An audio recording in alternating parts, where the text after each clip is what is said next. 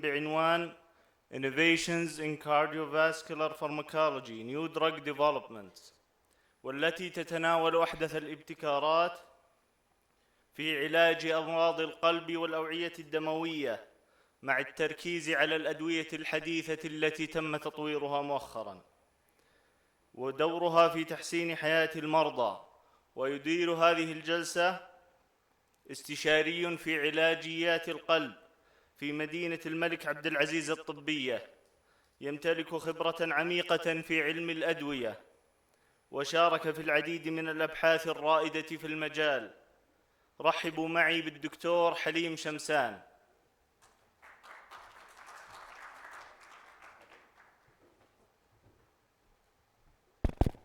Assalamu alaikum. Good morning, everybody. It is my pleasure to moderate this session. It is a very important session in this excellent meeting. We started yesterday night with a very successful session, and I hope this will be more successful, inshallah. Our topics considering the cardiovascular pharmaceutical innovations. And we have 5 speakers, excellent speakers with experience in clinical pharmacology and training programs in leading center in Saudi Arabia. We will start first speaker, our guest speaker, Dr. Turki Asiri. He is a consultant clinical pharmacist, cardiology in Prince Sultan Cardiac Center. He is a program director of the residency program. He is interested in dyslipidemia. He will give a talk regarding future of lipid management, exploring novel therapeutic of dyslipidemia. Welcome, Dr. Turki.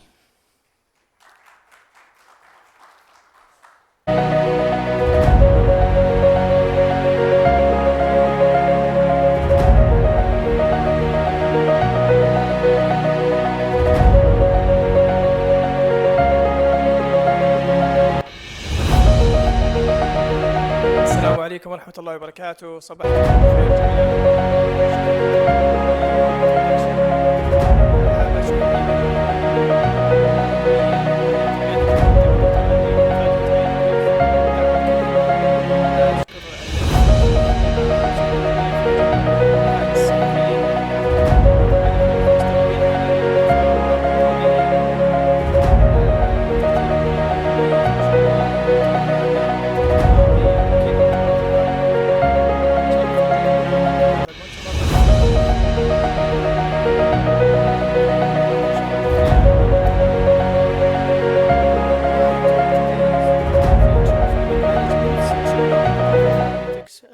for dyslipidemia. Start with the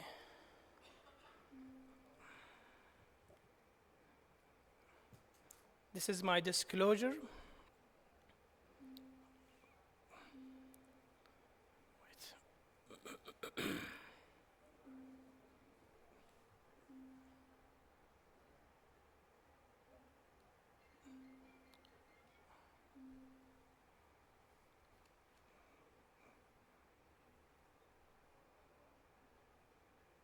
Okay, this is my objectives. I will try to take less than 20 minutes because of the delay. I will talk about local and global burden of the disease, current management strategies, unmet needs and limitation of current therapy, and emerging therapies and new innovative approaches in the treatment of dyslipidemia. Cardiovascular disease, as we know, are the leading cause of death globally, and taking about 18 million lives per year. Evidence indicating that higher LDL, particularly with the prolonged exposure of this high level associated with increased risk of atherosclerotic cardiovascular disease. Dyslipidemia is one of the most prevalent ASCVD risk factors in Saudi Arabia, and the management of dyslipidemia is moving beyond just statins to a new area of novel, highly targeted and long-acting therapies. I will start with facts for the dyslipidemia management that's supported by evidence. Elevated cholesterol level are linked to the increased risk of major adverse cardiovascular events And that was supported by a lot of evidence, starting by Birmingham study showing that was published in 1961, very early, showing that there is correlation between the high cholesterol and the cardiovascular disease. Total cholesterol more than 244 associated with threefold risk of incidence of coronary heart disease. And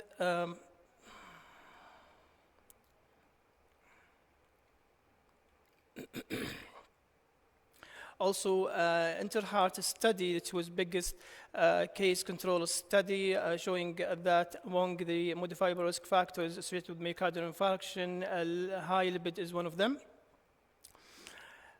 In Saudi Arabia, cardiovascular disease is the leading cause of mortality with about 37% of total death. And multiple factors contributed to increased cardiovascular risk in Saudi Arabia, also in other studies showing that this lipidemia came with 54% in our population. Also, our patients, according to local studies and compared to the international studies, our patients, they came with 10 years younger than other population. As you can see in the Gulf region, we are about 58 years as compared to Europe and US and Australia.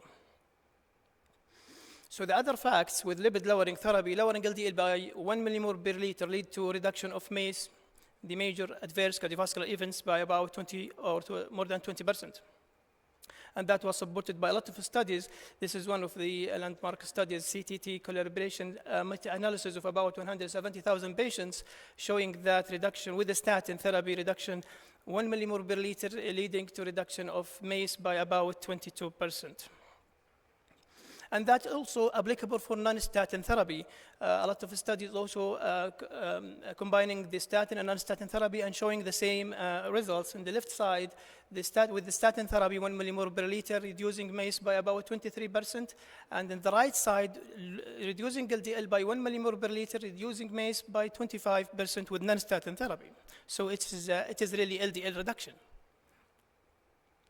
The other facts now supported by evidence, very low LDL is better and doesn't lead to significant adverse events. And as you can see in the studies that conducted lately and the recent studies, they are aiming a very low LDL, and even they started with a low baseline LDL about 90s. And all of that study showing a great benefit in cardiovascular reduction. Also, this is nice, a study, meta-analysis for more than 300,000 patients. They compare patients with genetic polymorphism as compared to patients who started lately LDL lowering therapy with the statin. You can see the blue mark, I can see if the pointer is working. Maybe because of the light. So the reduction of MACE is greatly increased with patients with polymorphism. You can see about threefold greater reduction of coronary artery disease on patients who have genetic polymorphism and very low LDL for a long time as compared to patients on statin therapy. So that means longer and persistent longer reduction will correlate with more reduction of cardiovascular events. This is subgroup analysis of prior trials. Also, they focus on patients with very low LDL, less than 0.5, and they make subgroup analysis, and they found that 31 reduction of MACE with patient with LDL less than 0.26. And that was even more than the outcome of the original study that showed 15% reduction. So whenever we go down, we have more reduction of MACE. And the fourth fact, most patients are not on their target LDL. Unfortunately, this is also supported by evidence. This is a nice study conducted by Dr. Mirfat and our colleagues also in Saudi Arabia. They explore most of the studies conducted in our regions, and they found that from 28 to 23% only in our population, they are achieving the target, indicating that about 65% of our patients, they are not on target LDL. And globally, by Da Vinci study, this is also a big study, about 400,000 patients or 500,000 patients, also indicating that 18% of patients only achieved the LDL reduction for the secondary prevention. Another study showing that 50% of patients discontinue their statins within less than 2 years, and the most common reason because of the side effects leading to discontinuation of those medications. So it is even global problem. Because of the time, so quickly I will just talk about the current managements and current guidelines recommendation. We'll start with the American Heart Association 2018 guidelines. They put a threshold of more than 70 milligram per deciliter to start non-statin therapy, and after giving ezetimibe in very high-risk patients. For European guideline that came 1 year after, also they make more specific goals and multiple categories of patients. For the very high-risk patients, they put a target of less than 55 milligram per deciliters. And also patients who have second events within 2 years, they also put a target less than 40 milligram per deciliter with class 2B recommendation. The Saudi guidelines came after that in 2022, and they adopted the European guideline, and they put a category named extremely high-risk patients who had multiple events with targeting LDL less than 40 milligram per deciliter. To bridge the gap between the guidelines, the American College of Cardiology 2022 expert decision pathway also put a suggested pathway for starting non-statin therapy, and they put the threshold of less than 55 or more than 55 milligram per deciliter to start non-statin therapy, starting with monoclonal antibody and ezetimibe, depending on the percentage needed for the reduction, and if it was those medication, is there any side effects or patient unable to inject, they consider going to the second group of medication, bempedoic acid and inclisiran, and that was before the outcome trial of bempedoic acid. 2023 guidelines for chronic coronary disease guidelines in American, they put the almost the same for the previous guideline.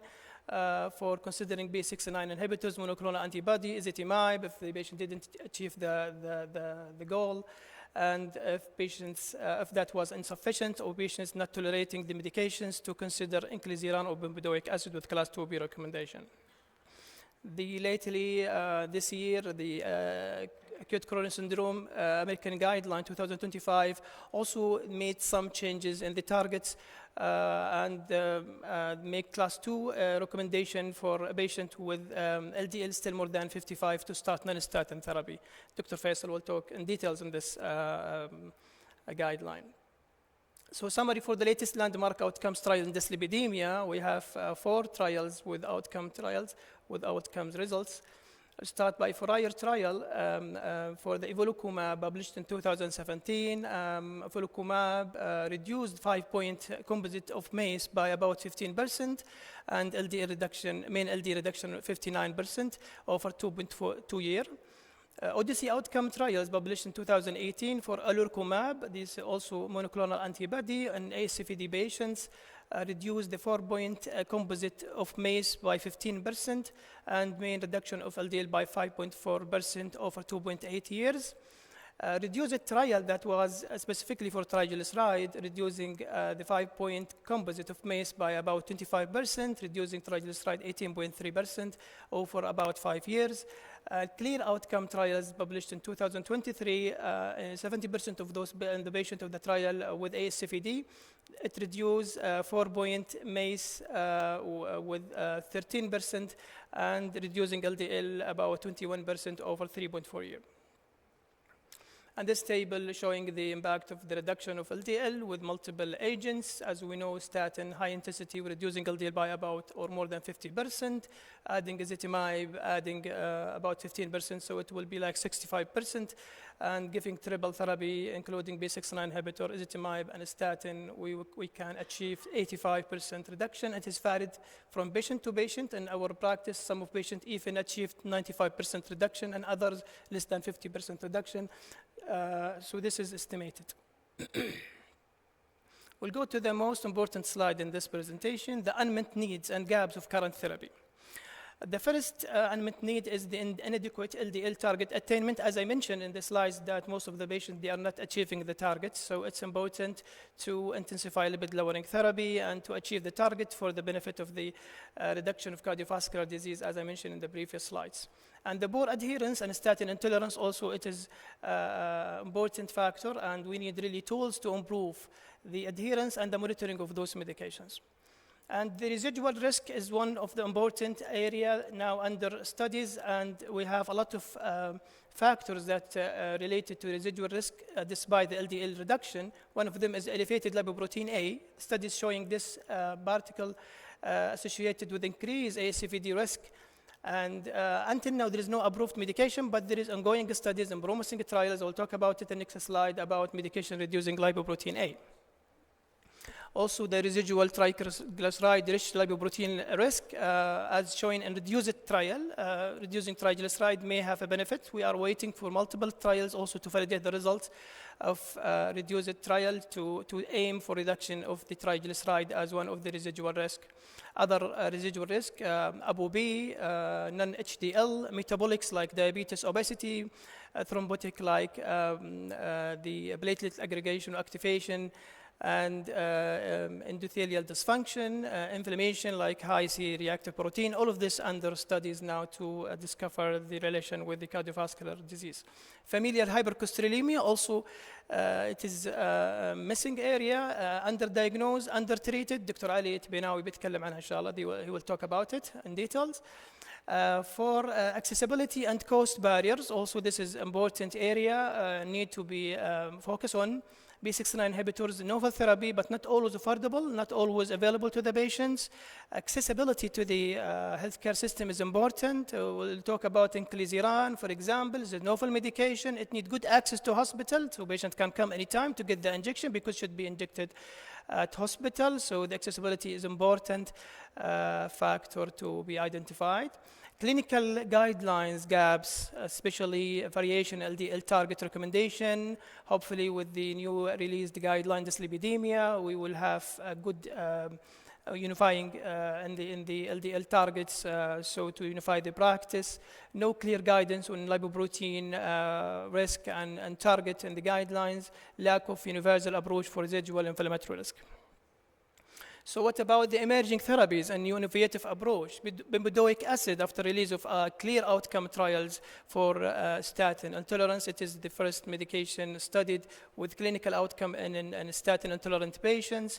Inclisiran as a novel medication, small interfering RNA. Dr.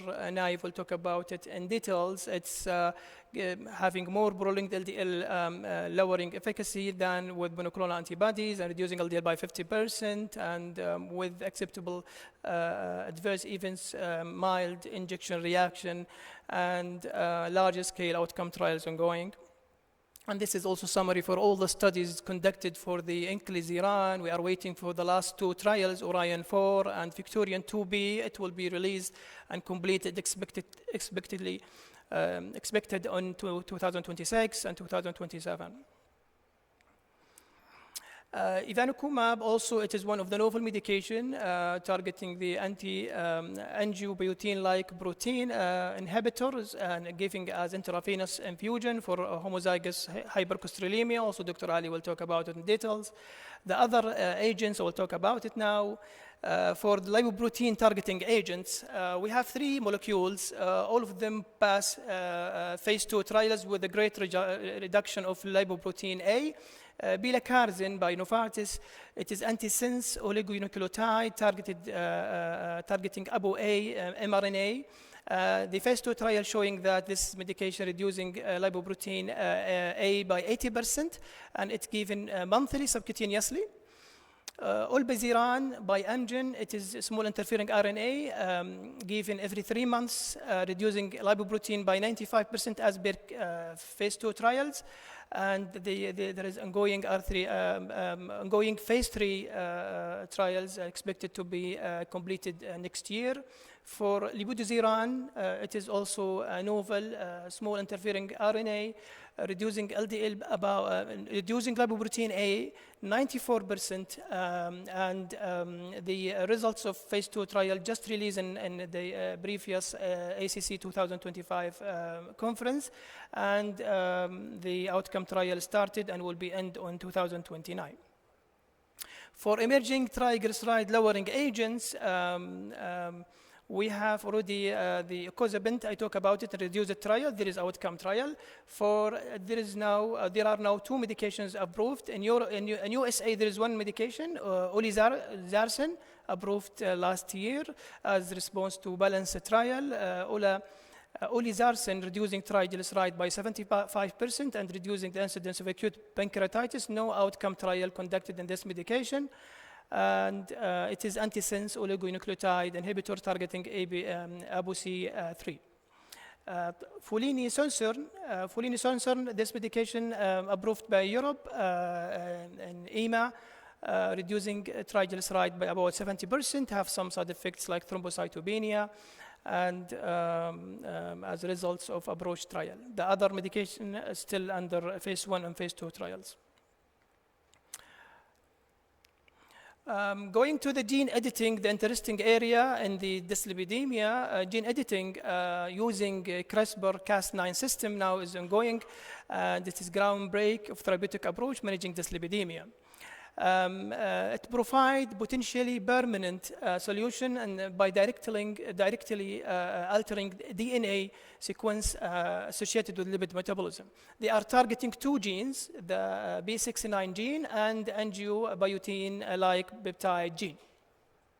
Currently, the Verve therapeutic company, they have 2 studies ongoing, phase 1B. For Verve 101, 102 just released with reduction of 53 to 69% of LDL with only 1 single administration.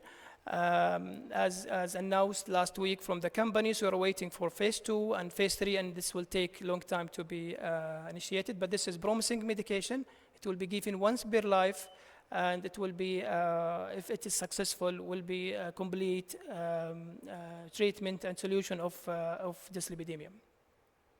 So at the end, this is the evaluation of lipid-lowering therapy, starting by statin, adding oral combination therapy, adding monoclonal antibodies, antisense oligonucleotides, small interfering RNA, and vaccination.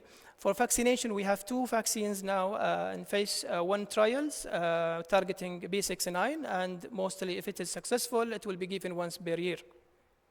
And at the end, the gene editing. Thank you for listening, and sorry for taking more time.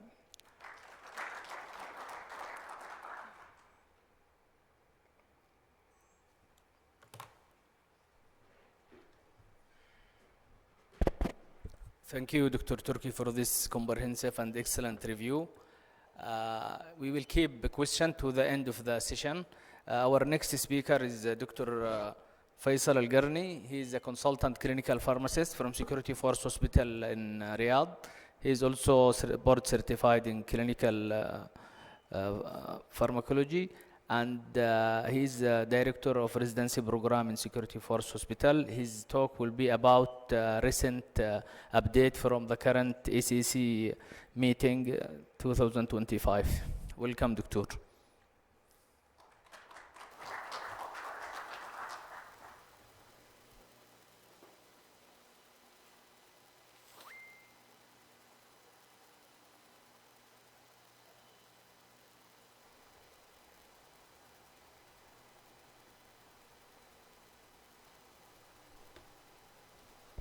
Assalamu alaikum. Good morning, everyone. Thank you, Dr. Halim, for introducing me. It's been a pleasure to be here in Hail and to visit the city for my first time. I really enjoyed my stay here. Thank you, Dr. Faris, Dr. Hatem, and the rest of the organizing and the scientific committee for the invitation. Today I'm going to be talking, inshallah, about the in light of acute coronary syndrome guidelines, I will focus on the updates on the acute coronary syndrome. This is a new guideline that has been recently published, so I hope you are going to enjoy it. So this is my disclosure. I have no financial interest, affiliation, or arrangement that could constitute a conflict of interest. So this is the outline. At the beginning, we are going to have an introduction about the acute coronary syndrome, its types, and we will go over the history of the guidelines. Then we will talk about the antiplatelet therapy, the types of the antiplatelet, and we will see a variety of recommendations regarding the antiplatelet therapy. And then we will be talking about the lipid management in the context of the acute coronary syndrome. So as an introduction, acute coronary syndrome includes unstable angina and the two types of the MI, STEMI and non-STEMI, or resulting from reduced blood flow to the coronaries due to blood rupture or thrombosis. So the guideline that we have now is the first full combined acute coronary syndrome guideline. And the last guideline that we had before this one, it was published in 2014. So we have been waiting for almost 10 years to have this full combined acute coronary syndrome guideline. So it's going to be a very important guideline to be discussed. So the first part of the guideline that we are going to be talking about is the antiplatelet therapy. The antiplatelet therapy is a cornerstone, as we know, in the management of acute coronary syndrome, aiming to prevent thrombus formation and to reduce the risk of stent thrombosis. We will go back to the time before 2001. Aspirin alone was used as a standard of care in the management of acute coronary syndrome. This has changed with a landmark trial called a CURE study that was published in 2001. It showed that the dual antiplatelet therapy, aspirin plus clopidogrel, the only P2Y12 inhibitor that was approved at that time, significantly reduced major cardiovascular event in the management of acute coronary syndrome. Since that time, dual therapy has become a standard approach in the management of acute coronary syndrome, and whether in the acute phase or for the secondary prevention. So in 2007, another P2Y12 inhibitor came to the market, which is prasugrel. Prasugrel has been studied against the standard of care, which is clopidogrel, the study called Triton trial. The study showed that the use of prasugrel was associated with significant reduction of the primary endpoint, which is the cardiovascular, which is the non-fatal MI, non-fatal stroke, or cardiovascular causes, compared to clopidogrel. Another P2Y12 inhibitor came to the market in 2009. It was the ticagrelor. Ticagrelor also was compared against the standard of care, which is clopidogrel, and the study called a plateau trial. The study also showed a significant reduction for the major cardiovascular event, the vascular causes of the MI, strokes, or peripheral vascular disease, compared to the clopidogrel. Given all the previous evidence regarding the ticagrelor and the prasugrel, the American College of Cardiology released recommendations in 2016. The recommendation said at that time that as a class 1 recommendation, you could use either prasugrel, you could use ticagrelor, or even you could use clopidogrel. All of them were recommended as class 1 recommendation. There was also a recommendation as a class 2A recommendation, which means it's reasonable to give the preference to the prasugrel and ticagrelor over the clopidogrel. So it was recommended only as class 2A recommendation. So despite all the strong evidence that we have seen with the prasugrel and the ticagrelor, the guideline was hesitant to provide stronger recommendation to the ticagrelor and to the prasugrel. And in my opinion, that was because the long experience that they had with the clopidogrel, or we had with the clopidogrel, and the limited real-world data about the prasugrel and ticagrelor at that time. Now, in 2025, we have new recommendations about the antiplatelet. in all the settings of the acute coronary syndrome, ticagrelor and prasugrel are preferred over the clopidogrel in all the settings of the acute coronary syndrome. So, and the use of clopidogrel should be limited to the situation when we don't have the ticagrelor and prasugrel or they are contraindicated. So this is a new recommendation, and we need to know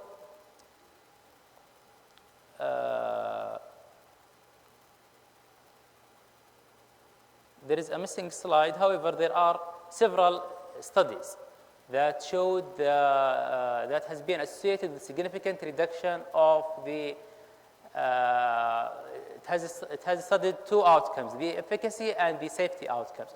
The efficacy outcome that they wanted to prove that ticagrelor alone as a this is a recommendation. So why did the guideline, as we can see here, the guideline diminished the role of clopidogrel, and they gave the reference to the ticagrelor and clopidogrel. So this is due to the limitation of the clopidogrel.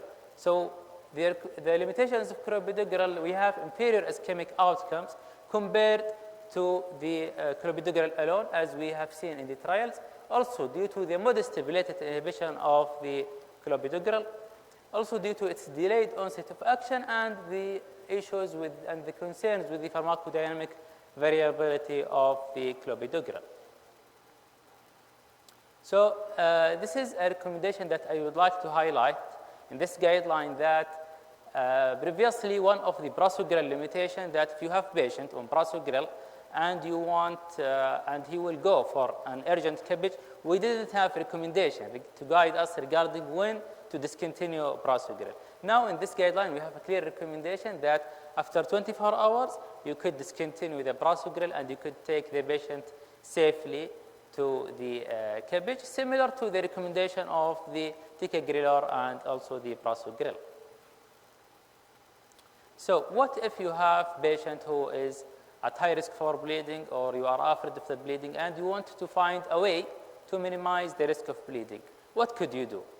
In 2016, we had the recommendation that after the use of the dual antiplatelet therapy for 6 months, you could discontinue the aspirin or clopidogrel and continue single antiplatelet. So either aspirin or clopidogrel. However, this recommendation was not strongly supported by the guideline. It was only recommended as class 2B recommendation. In fact, there was evidence showed that when you use aspirin alone or clopidogrel alone in this setting, or in patient who has recent acute coronary syndrome, this could be relatively unsafe. So we didn't have a lot of options. Now in 2025, we have a solution for this. If you have a patient, you would like to minimize the risk of bleeding, so you could use ticagrelor and aspirin for 1 month. Then after 1 month, you could discontinue the aspirin and you could keep the patient on ticagrelor alone as a monotherapy. So this is a new recommendation, and we need to know the evidence behind it. So there are several studies have compared the two approaches, ticagrelor alone after 1 month versus the standard duration, which is 1 year of dual antiplatelet therapy. So they studied the safety outcomes and the efficacy outcomes. The efficacy outcome, they wanted to prove that ticagrelor alone was not inferior or non-inferior to the dual antiplatelet therapy in the term of the cardiovascular events. The safety outcomes, they wanted to prove that ticagrelor alone will be associated with lower risk of bleeding compared to the dual antiplatelet therapy. All of these trials met their outcomes, the safety outcomes and also the efficacy outcomes. However, each one of them has certain limitation. For example, the Twilight trial, they excluded the STEMI patient, which is the high-risk patient. Also, 60% of the patients were having a stable and unstable angina. We have also the ultimate DAPT study. It conducted predominantly on Chinese population, which can be a limitation, and the percentage of unstable angina was 40%, which is relatively high. Then we have the TICO study. it was empowered to detect the differences in the ischemic events. And lastly, you have the TBAS study, which is conducted mainly on Korean population.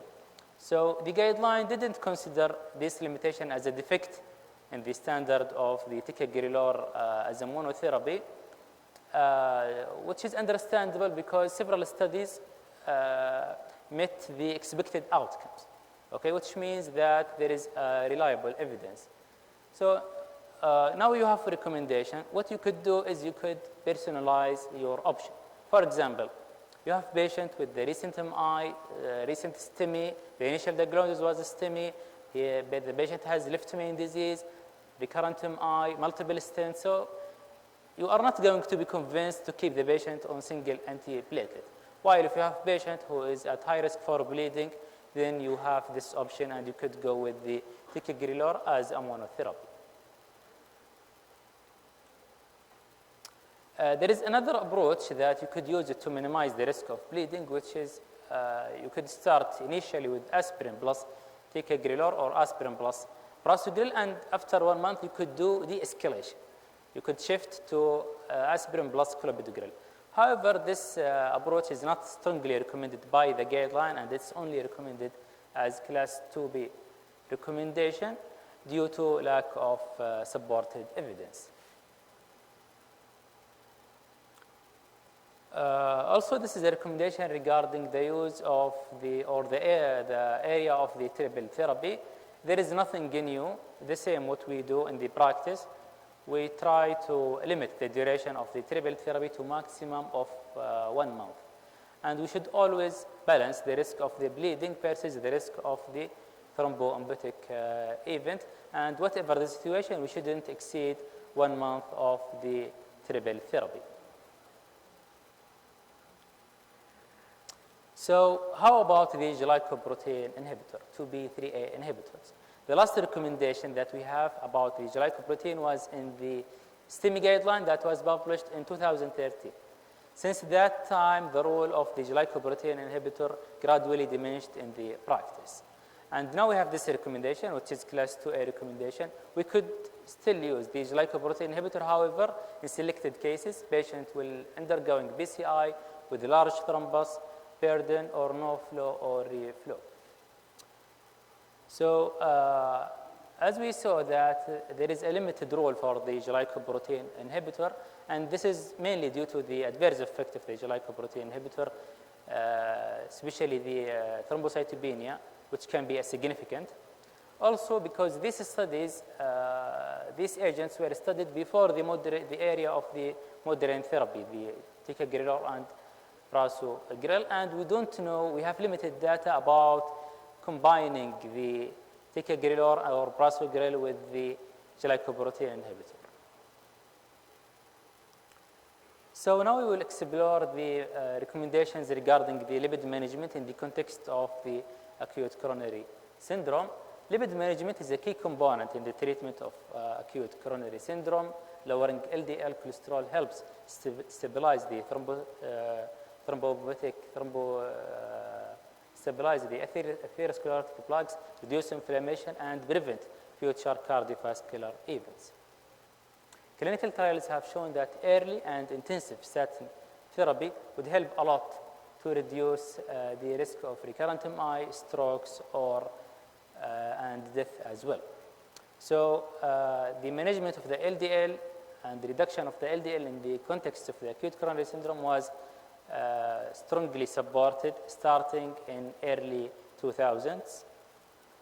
The first recommendation that we are going to see here, if you have a patient with acute coronary syndrome and if he wasn't previously on statin or he was on suboptimal doses of statin, so what you need to do is you need to start high intensity statin. You need to start with a high intensity statin. So do we need to be aggressive and to start with dual lipid lowering medication? What do you think? Well, the guideline, it's recommended only as class 2B recommendation by the guideline. So the class 1 recommendation is to start statin alone. Class 2B recommendation means it's a weak recommendation, it's not strongly supported by the guideline to start with the lipid to start with another lipid-lowering medication in addition to statin. And there are absence of strong evidence to support this approach. However, we could reserve this recommendation for a patient who is really at high risk of having thromboembolistic events. And when you want to add another lipid-lowering medication, your only option would be to add ezetimibe in addition to statin. So do we have any role for PCSK9 inhibitor? In this case, the answer is no. I know this is a common in the practice. However, this practice is not supported by the evidence. It's not supporting by the guideline. The guideline says that start statin in certain cases, add ezetimibe to statin. PCSK9 inhibitor has no any role at the beginning of the therapy. So after that, after you start your statin, your goal would be to reduce the LDL to be less than 70 milligram per deciliter. So this is a class 1 recommendation. If you want to reduce the LDL further to be less than 55 milligram per deciliter, it's going to be reasonable, and you could do it for a patient who is at high risk patient. And this is recommended as a class 2A recommendation, which is reasonable, but it's not strongly recommended as class 1 recommendation. So if you want to add another lipid-lowering medication to reduce the LDL further, what could be the options? Actually, the guideline didn't talk about this area. However, this is a recommendation. I took it from the lipid consensus that was published in 2022 by the American College of Cardiology. It says that if you have a high-risk patient and you want to reduce the LDL by more than 25%, then you could go with the PCSK9 inhibitors.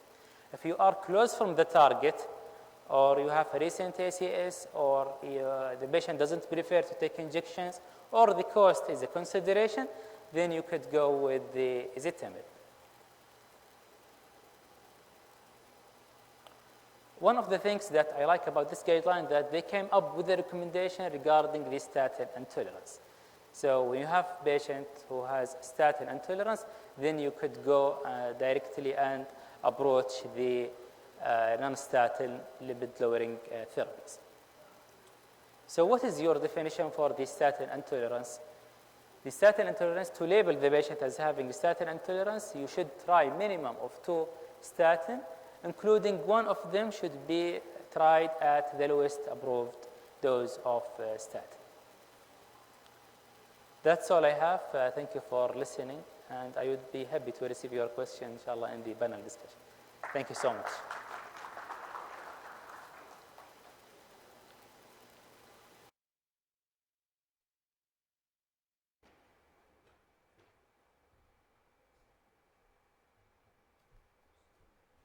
Thank you, Dr. Faisal, for sharing these recent updates from ACC and guidelines. Although there is some points need to be clarified maybe in the question session.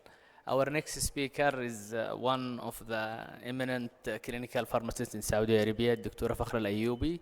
She is the staff of King Saudi University, and she is active researcher, and she is running a lot of projects, including lipid management, heart failure management, and recently amyloidosis registry. We welcome her to talk about improving adherence to the guidelines of heart failure treatment.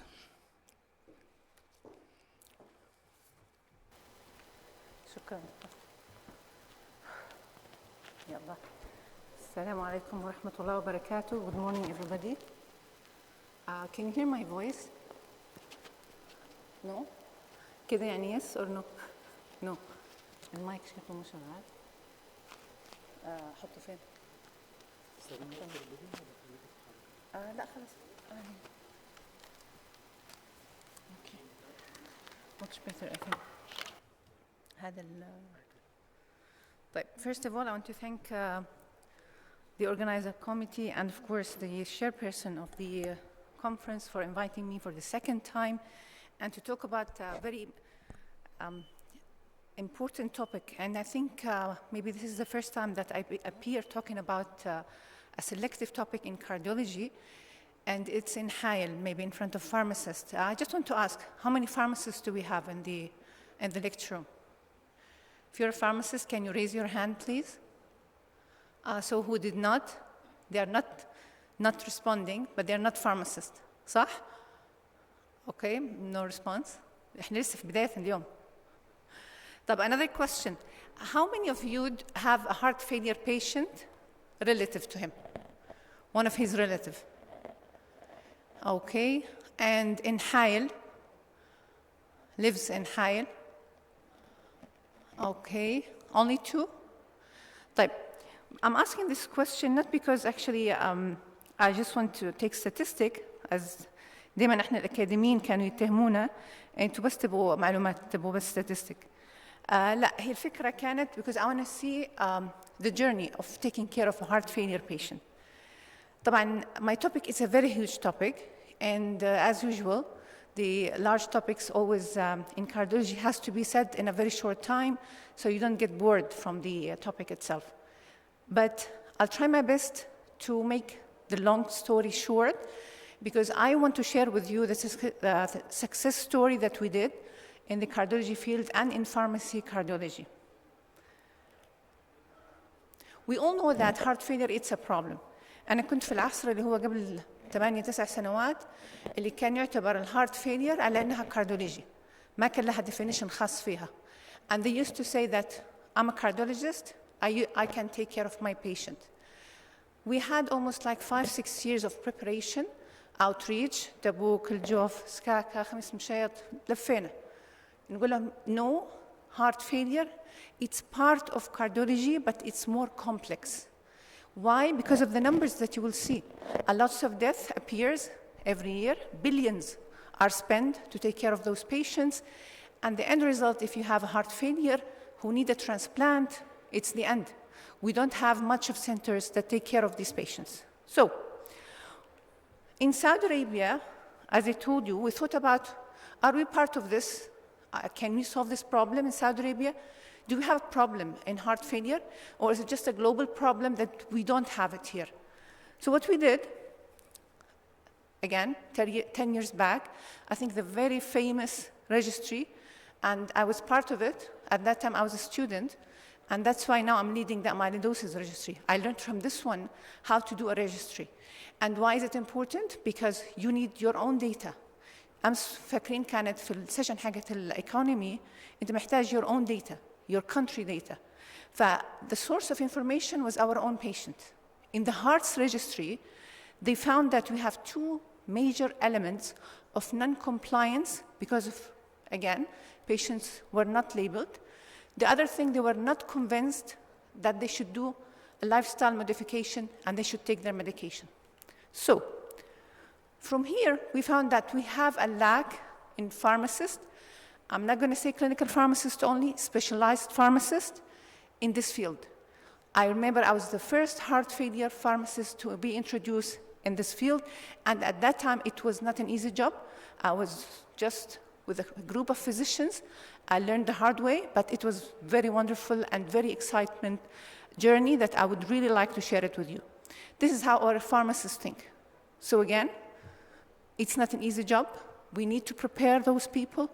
We need to make them do a lots of work that you're going to see in the coming few slides, because in the end, you as a pharmacist, the network of the whole team. So in Saudi Arabia, they established clinical pharmacy in almost 80s. Lots of graduates came from King Saud University, and then follow suits the other universities. The first clinical pharmacist was rounding in the ICU setting. I remember he was graduated from US. And then we have our society now. Then we had even more and more. We have specialized groups in each society, oncology and cardiology and so on. So again, we're trying to fit. We're trying to do something for our patients. But again, what else? We're talking about strategies now. Strategy means that you have to put at least a 10-year plan. Number 2, I need to do a design. And how to do a design was something very new for us. We didn't do this before. And from there, we learned that it's the human resources, education, And look at this. I'll just try to show you that in more details in the coming slide. We don't have guidelines at that time, so we had to do a national guideline. That was the first time we have in Saudi Arabia through the Saudi Heart Association. And again, this is our elements. These are the team. So again and again, are they going to approve for you the full team? Are we really going to use them daily? Is it a cost effective? Now again, we come to the second part, where you have to be the one that decides which one should take over and which one should not. The physician will not be able to do this because they are very busy with their patients. So what we did, after we did the outreach, we introduced heart failure everywhere in Saudi Arabia. I was the only female at that time, and it was very hard because we used to go sometimes to places where there's actually no place that we can sit in. So we used to go in the morning, come back in the evening, definition of heart failure, types of heart failure, the role of each one of us, and so on. Then we went to King Saud University in the Cardiac Center, and we said, we're going to establish our multidisciplinary program, and it's going to be specialized for heart failure. Again, you can see there is the design, the content, of course, the elements, and this is not enough. Always, when you want to start a plan, you should have the strategy for 10 years, the elements, and very important for us is the pathway. Because let's say I have the program, but I don't know how to run it. It will never work. So we said we're going to have the patients tackled from everywhere. So patients either come from the ambulatory care or from inpatient. Inpatient could be in the ward, CCU, emergency, whatever. All this has to be covered properly. And that was the pathway. So we used to catch any heart failure patient who's labeled and diagnosed by a cardiologist. That is our patient that we have to have in the program. That's not all. We had a unit called the Heart Failure Clinic where it has everything in. ECG, echo, everything. I want to follow my patient in. They are there, and I can see them even more frequently. So I have a full schedule for my staff there, and I have a full staff occupied there, and medications, of course, for those patients. Look at this. We used to have it once every week. Then we had it twice a week. Now it's running 4 times a week. And the walk-in clinic now also has an indicator, the adherence of my patients to my walk-in clinic to see the outcome. And again, always, the most very important element for me is the physician, pharmacist, and nurse. All the extra, they are important, but you don't need them daily. So you have to also do something called cost effective that we said about yesterday. How are we going to run this? Through the strategies that we had it. We said, okay, all of us should know how to ask the question. I need to dig for the symptoms, not only physicians, all of us. GVP, all of us now know how to read it. ECG and echoes, when to ask for echo. Even as a pharmacist, I should ask for it because I need it to see the outcome of my patient, the lab work, the kidney, the thyroid, and so on. So something is a standard for all the staff, but there's a specified things for the physician to do, for the nurse to do, and of course, for the pharmacist. Sometimes I can see the patients alone. I don't need the physician to be there because it's just a kind of optimization of the medication. But again, patients do never come with heart failure medication only. So you should have a good background about the other medications they are on, and of course, to measure the adherence of this medication. We're a human being. I know we might miss something. We need to have our tools to help us in memorizing everything about the patient and documentation. With this documentation, we're able to do a database for our patient, and now we have almost 2,000 patients and at least not less than 5 years. Again, I can get from it whatever data I want because it has a very good documentation. That's not all. You need also your colleagues from other specialty. So you have to have a pathway for the interaction between the different specialties that are going to cover your patient. And sometimes you need them urgent.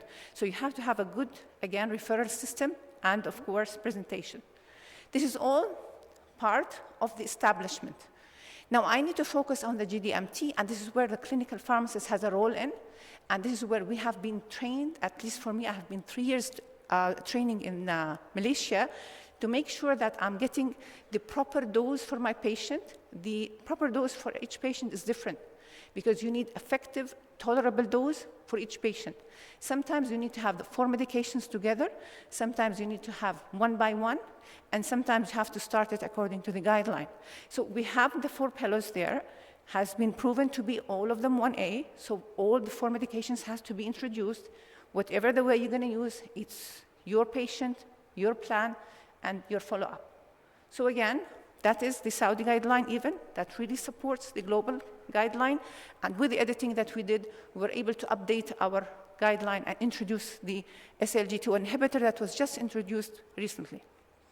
So we have an updated guideline, we have a checklist, we have a clinic, we have a system, we have a staff. Let's start. I'm expecting in this time we're going to have a very good data that we can share with you. And I took the permission from our center to introduce for you our results, beautiful results that I'm so proud actually to talk about. But again, make sure that you have a patient with the GMT, GDMT, 4 pillows. The starting depends on the school that you come from, but you have to follow the guidelines that will tell you within 4 weeks you have to introduce 4 of them, not like the old school. Another thing very important, part of the medications will work on the mortality, other part will work on the morbidity, and some of them just for relief of symptoms. All this has to be there. You have to be equipped, well-knowledged, and then you can start. So you can see it's not an easy job. It's a very huge, actually, responsibility that I took, and I couldn't now khalas shy away. I'm stuck there. And I'm happy that I'm there because, again, you can see the effect of your recommendations directly on the patient. We did different phases, different trials, and so on, but now we are coming to the last part. But again, I want to tell you something. We have data for those patients before we started the program, and it was our database. And then from there, we applied the program, and we saw the data before and after.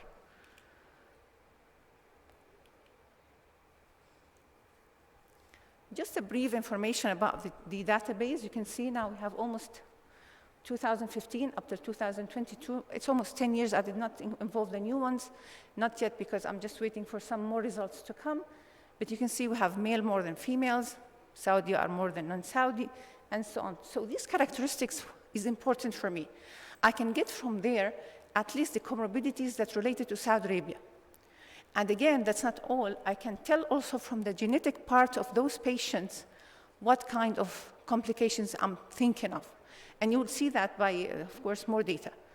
Now again, what I'm focusing on now, because I cannot, of course, introduce the whole data, the GDMT.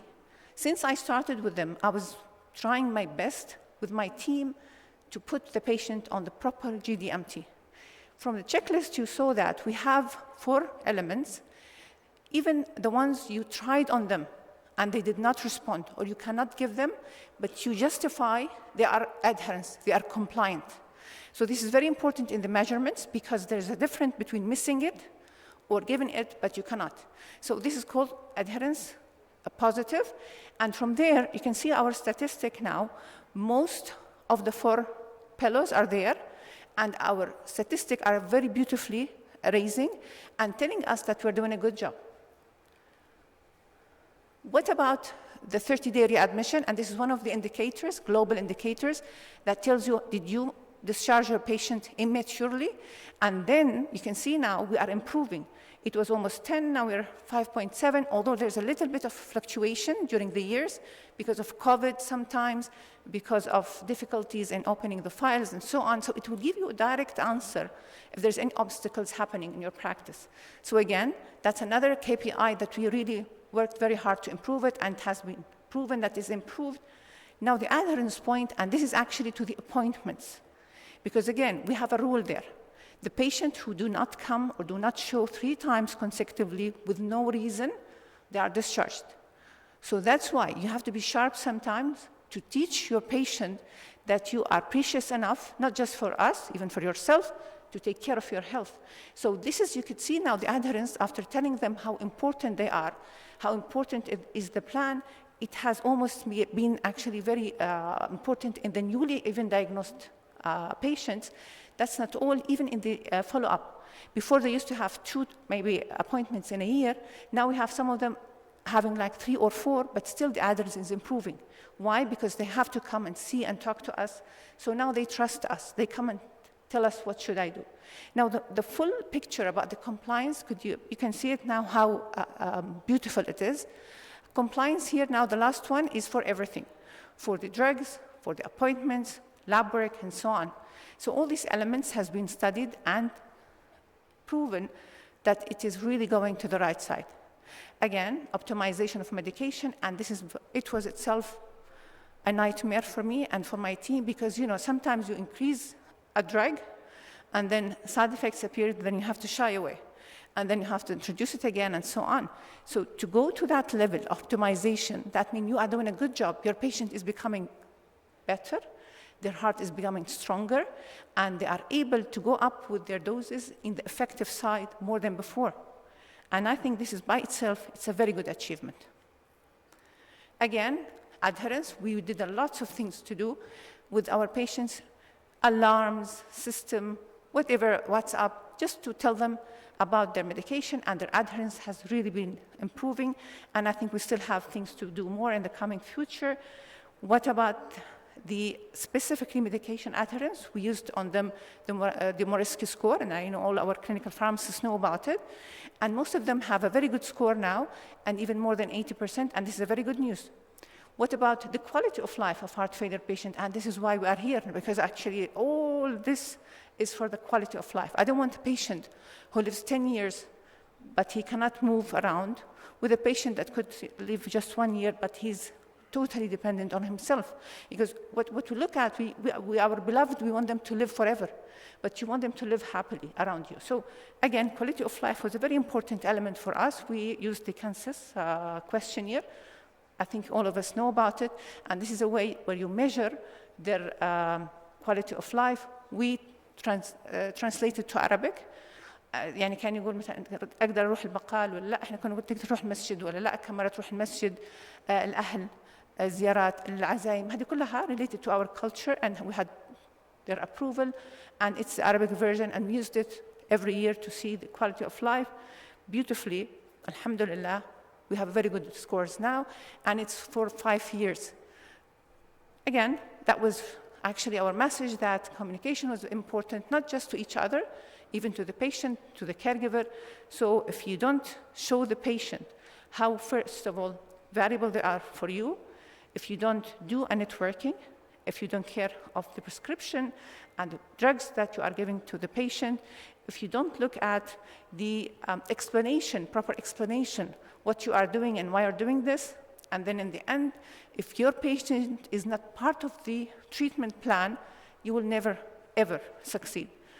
And again, being part of the team is a very actually important message.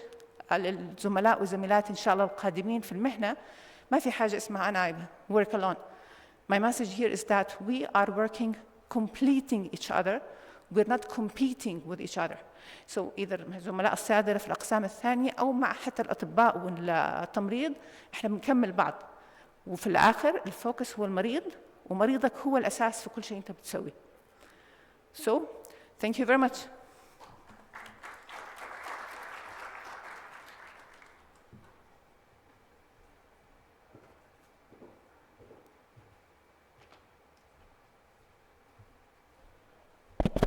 Thank you, Dr. Fakhr, for covering this complex issue in this limited time. Appreciate your effort to summarize your experience in King Saud University Cardiac Service. Our next speaker is my dear colleague, Dr. Naif Al-Ghassab. He is Assistant Professor at Hayal University. He is our Service Line Director of the Cardiovascular Service in Hayal Health Cluster, and he is an interventional cardiologist. He will talk about the accumulative effect of LDL exposure, mainly concentrating on inclisiran.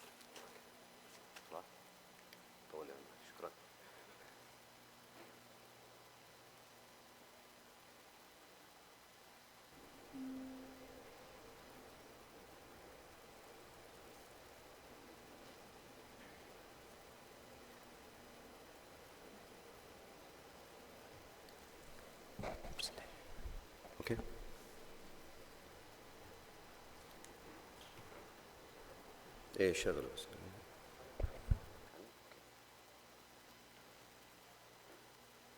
السلام عليكم ورحمة الله وبركاته. First, I'm very grateful for my colleagues and for Hayal Cluster, represented by our colleague Dr. Ali Twinawi, for organizing this summit. We're going to talk about, hopefully, the cumulative risk of LDL and role of inclisiran. So this is my disclosure. We're going to start with a case that probably going to delineate how we're going to implement the non-statin products in those circumstances. So this is a 50-year-old lady who presented as a working nurse shift with elevated blood pressure and heavy smoker. She had a previous family history of premature coronary artery disease using combined oral contraceptive. Blood pressure 3 times measured, and it showed that there is an average of above 150 millimeter mercury. She's having a BMI of 31. Those are the lab tests, as you can see, that her hemoglobin was around 13.3, hemoglobin A1C was around 6.6, and creatinine was around 0.72. And LDL measured fasting around 12 hours, around 182. So we did an EGFR for her, which came up to be around 91. And what we used for that, the calculator that was provided by ESC.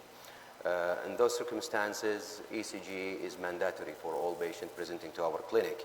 That did show that there is an LVH, which is probably an effect of high blood pressure in those circumstances, meaning that probably is a chronic disease ending up with end-organ damage. So let's see what the ESC latest guidelines would say. So she's a 50-year-old, and she's a smoker, family history of coronary artery disease, hemoglobin A1C of 6.6, and EGFR of 91, probably affected by diabetes, and LDL of 180. And in those circumstances, do you think she's a low risk or moderate risk or a high risk or very high risk? In the latest guidelines, she probably lay down to be a very high risk in those circumstances, and I'll tell you why. So you know that the SCORE and SCORE OB risk prediction algorithms recently, those are prediction algorithms that were made in European countries involving the Northern African countries. And it has a 6 prediction predilection in those circumstances made over almost 500,000 through the population and targeted certain countries. And if you can see, if we delineate our patient here, that she's a very high risk in around 13.7% to have coronary artery disease. For a SCORE OP, those are with the patients above the age of 75.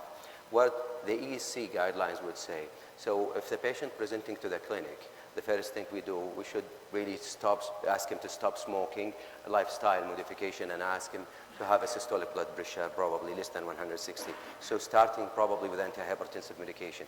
And her age is around 50 to 69. So her estimated risk of 10 years is around more than 10% in those circumstances. So you can use the hard score that can help you a lot with this. And you can see the high-risk countries demonstrated in this map, those Northern African countries probably, and we can really extrapolate. Our countries are really not included in the study. We have to have a study that includes our own, but if you have more than 300 cardiovascular deaths for each 100,000 population, you are at a higher risk. So what are the risk factors that we usually plot? Is that the age, the sex, and systolic blood pressure, non-HDL, and smoking status. So for our patient, we go with the age about 50 to 69, and if you estimate the 10-year risk score, she's at 10% or more, especially with the previous family history. So we wanted the LDL to be less than 100 in those circumstances. And then we can look to every patient and do a risk enhancer, meaning that if we achieve our target and our goal, if we want to go further with this patient, we can do a risk enhancer, and then we can achieve targets of less than 70 or 55, depending on which guidelines we follow. So the cardiovascular risk that we have in the recent guidelines, we talk about cholesterol that she has is around 255, EGFR, that means diabetes with end organ damage. If you do urine analysis for this lady, there will be proteinuria there. And systolic blood pressure, and there is a left ventricular hypertrophy. That means the muscle or the myocardium got affected by high blood pressure. And as you can see, so diabetes with target end organ damage, or severe CKD, obviously, calculated score of more than 10, or family history with atherosclerosis or coronary artery disease, it's plotted there. So target organ damage usually presented with microalbuminuria, retinopathy, or neuropathy in those circumstances, and it's written well here is that the proteinuria, renal impairment, or EGFR more than 30, or will be left ventricular hypertrophy or retinopathy, just to look for our patients. So what happened to this lady is that she got started on combined pills, which is the amlodipine and valsartan. And then she achieved the target and started on metformin and dapagliflozin. And then, obviously, we will not start a combined pill of atorvastatin and ezetimibe. In those circumstances, we will try to our best lower her LDL. If we can achieve that target, lowering LDL, as you can see the schedule of a 60% lowering, that if she is a 180, she will go down up to 72. But delineating the goals usually depending on whether high intensity given for the patient or not. We usually start gradual. If we achieve our target, well and good. If not, then during that time, probably we'll ask for non-statin agent. What the American Society of Endocrinologists say that for every patient presenting, usually with a progressive atherosclerosis or established atherosclerosis or history of premature coronary artery disease, and those population, usually we can go with a target of less than 55 in those circumstances if we achieve those levels for further reduction. Patient came a few months later saying, well, I have a lower limb pain, and you check that the CK is really on the higher side. So in those circumstances, what are you going to do? The non-statin agent. Here we come with a JACC recently published article that we can start the non-statin agent, including the evolocumab, alacromab, or inclisiran. And you can see it and see it there. The second written is that in those patients with ACS did now achieve target of less than 70, in that time probably a non-statin agent is indicated in the circumstances a class 1 indication.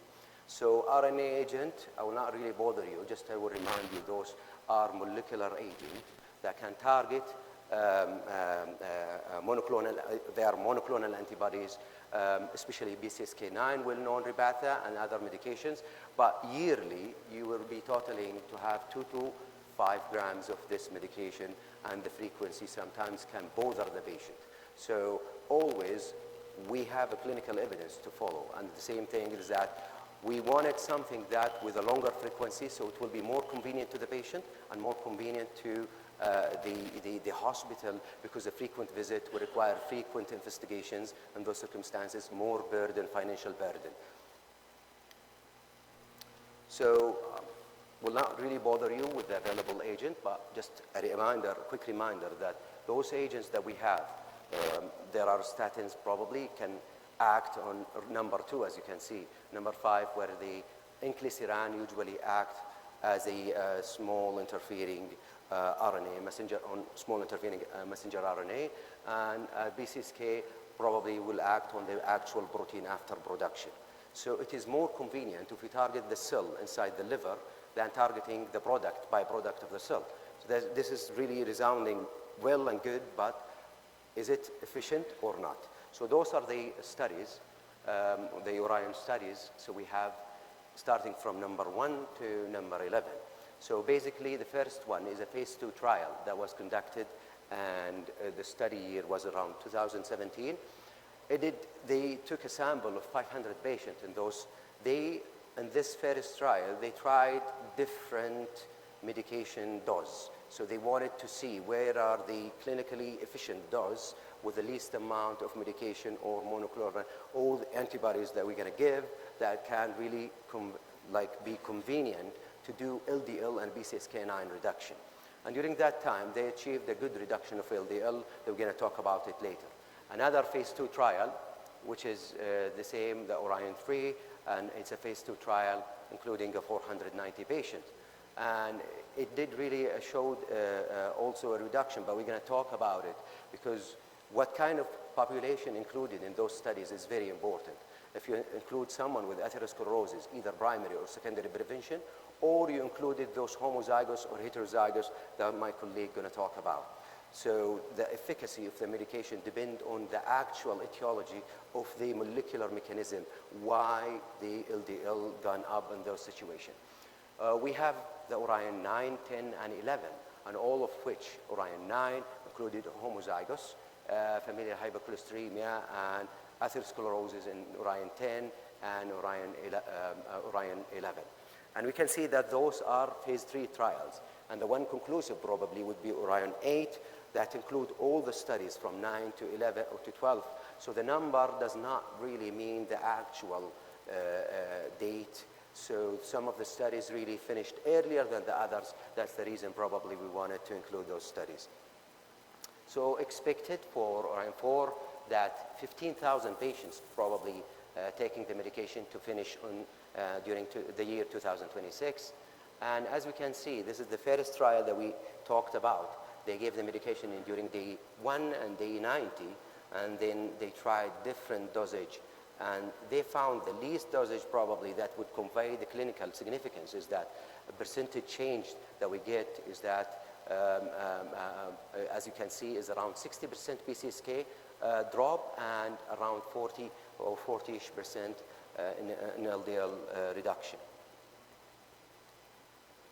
So they use the 2-dose protocol probably, single-dose protocol to convey into an actual clinically significant results.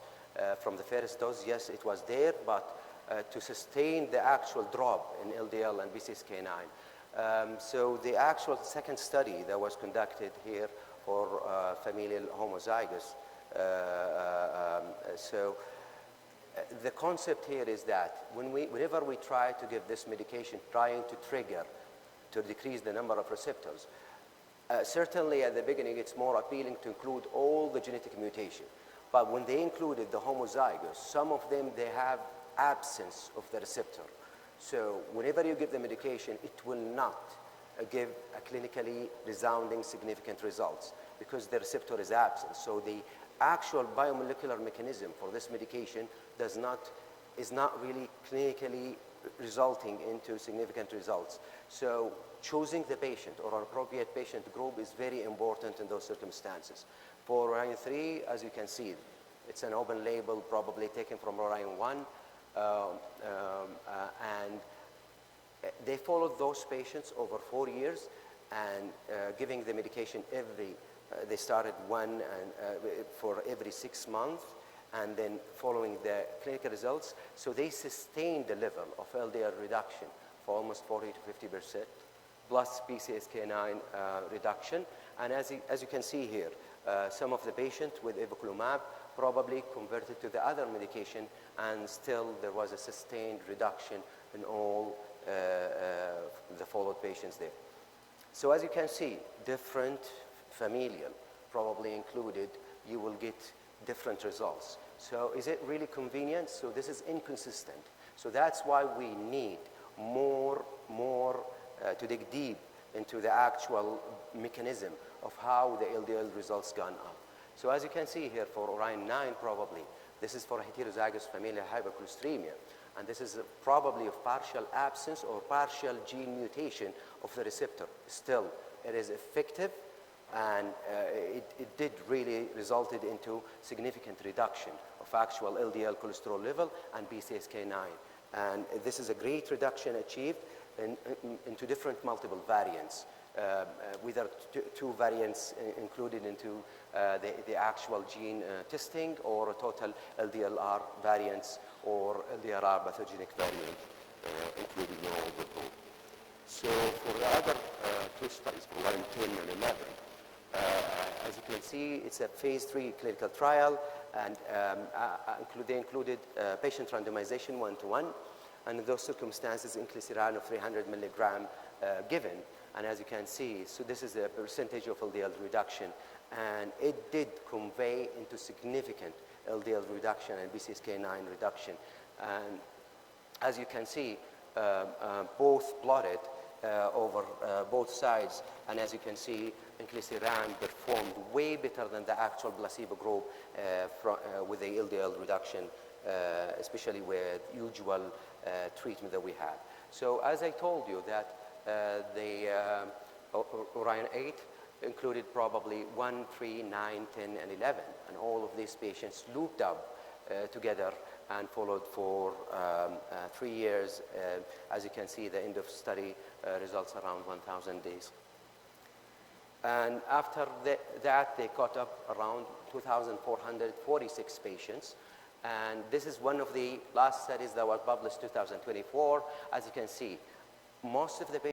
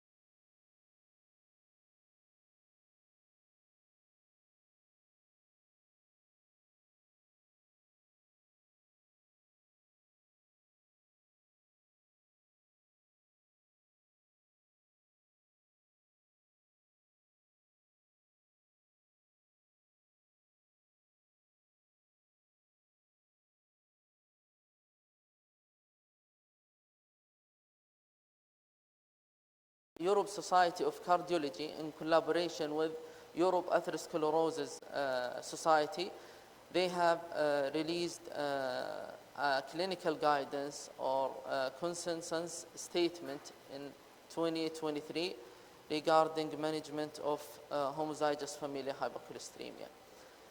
The potential benefits of early diagnosis of FH and therapeutic intervention. As you see in this figure, if we start early with medication, let's say even with low dose of statin, we will get more survival and benefit. So that's why the beginning of treatment at let's say 5 years of age, if diagnosis confirmed, is better than delaying the treatment after, let's say, 10 or 12 years. This is algorithm shows that the management or approach to homozygous familial hypercholesteremia, we have to start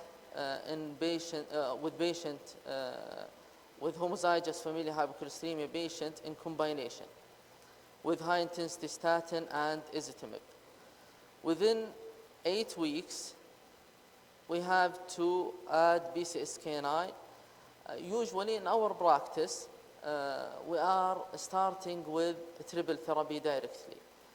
Since we are talking about an LDL with homozygous familial hypercholesteremia patient more than 10 millimole. So statin and ezetimibe alone, they are not expected to reach the LDL target. So the important thing is here. When you start the triple therapy, you have to look if the patient achieved LDL reduction more than 15%, so we will consider a response of PCSK9 inhibitor. If no LDL reduction more than 15, this means we have to go directly to the advanced therapies such as evinacumab or lumitavide, in addition to lipoprotein apheresis. The goal as well in those population, we are considering 55 milligram per deciliter, which is less than or equal 1.4 millimole. And the importance of these advanced therapy is to reduce even the lipoprotein apheresis sessions. If in patient without using these advanced therapies, they need to lipoprotein apheresis every 1 week, every 2 weeks. So I have seen patients with those advanced therapies, they need only for 1 lipoprotein apheresis per month after initiating evinacumab or lumitavide. So the current treatment for the management of homozygous familial hypercholesteremia in this systemic review, long-term data reported from recent studies showed that all intervention lowered LDL levels with evinacumab have the most rapid and sustained effect. We have 2 molecules now for homozygous familial hypercholesteremia. We are talking about lumitavide and evinacumab. Lumitavide started dose 5 milligram and need for up titration and need to consult as well the clinical dietitian to restrict the patient on low fat diet. And evinacumab is a once per month injection, IV injection 15 milligram per kg. The most important thing is the safety profile. From my experience, I think if you start your patient with medication such as lumitavide with strict diet and continuous follow-up and education and monitoring, you will get the expected result, and everything will be okay. If a started patient on evolocumab, mainly you don't need to monitor your patient for let's say side effect that's common with lumetabide, such as liver, fatty liver. I have recommendations. I would like all of our colleagues, they consider these recommendations. We need to increase the level of awareness. We need to focus on advocacy, screening and testing and diagnosis our patient in early stage. And we have a story. I always mention this story. Our community needs to be screened even in a community campaign. In Raleigh Hayel, we have an experience. We have did a presentation in Arabic language, and we goes there, and we talk to them regarding the sign and symptoms of familial hypercholesteremia, how you can screen yourself in early stage. And even we have starting opening their file at the community campaign. And if patient suspected to have familial hypercholesteremia, we have booked an appointment in 2 weeks. So we catch, as I remember, 2 to 3 patients from this period only, homozygous familial hypercholesteremia. So the community, I believe, the community and campaign, you will find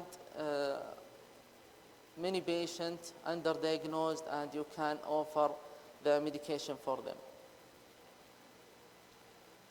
Registers as well, research, we need to focus on them, and cost and value of this medication is well documented, and the value is better.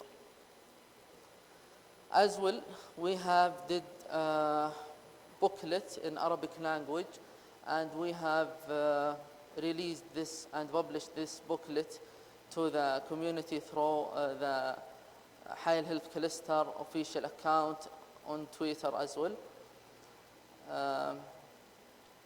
I have great news.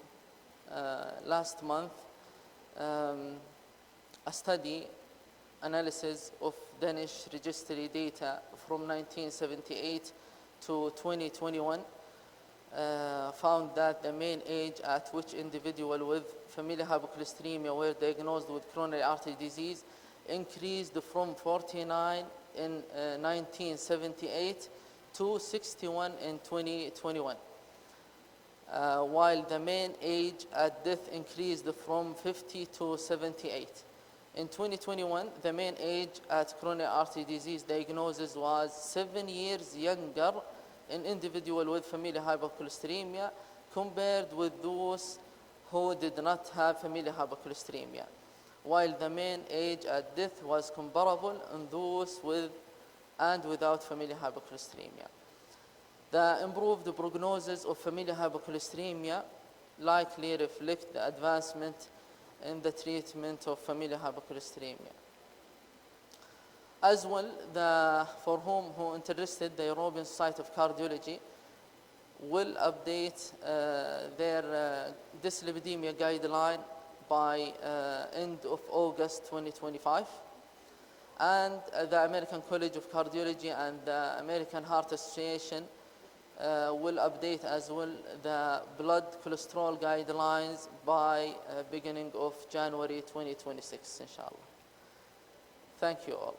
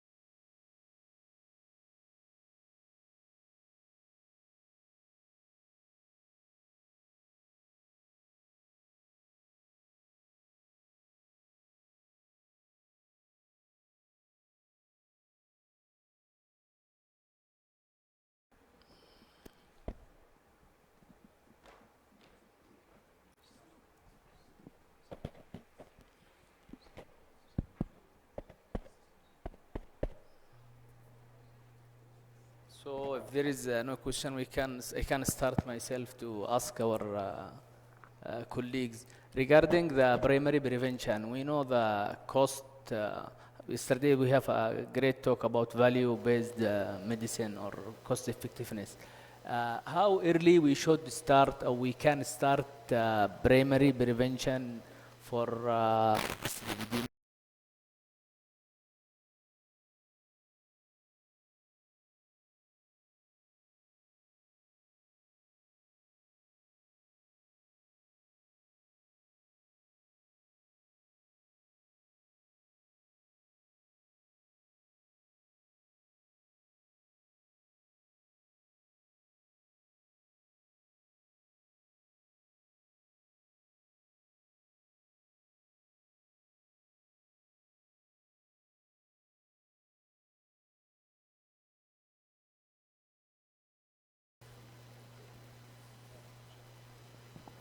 Great question, Doctor. Yes, nowadays the dyslipidemia is a major topic, and a lot of studies showing the reduction of LDL is associated with the reduction of MACE. And the guidelines also recommend for the primary prevention and screening, as Dr. Ali said, for the familial hypercholesterolemia and patients with the risk of coronary artery disease, premature history of premature coronary artery disease, multiple risk factors, age more than 40s, all of those patients need to be screened for dyslipidemia.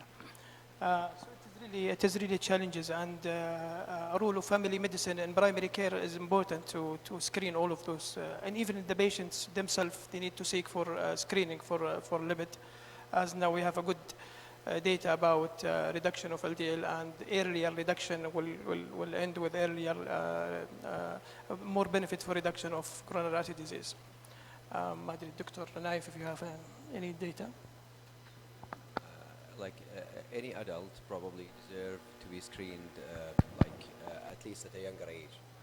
So if we are really talking about younger age, would just add to my colleague is that anyone above the age of probably 18, so at least to be screened, and if it's really familial hypercholesteremia, then probably earlier age to be screened, probably delineating probably at the age of 10, 11. It depends on the features, the family, probably history, that probably going to be looked up to be screened at earlier age.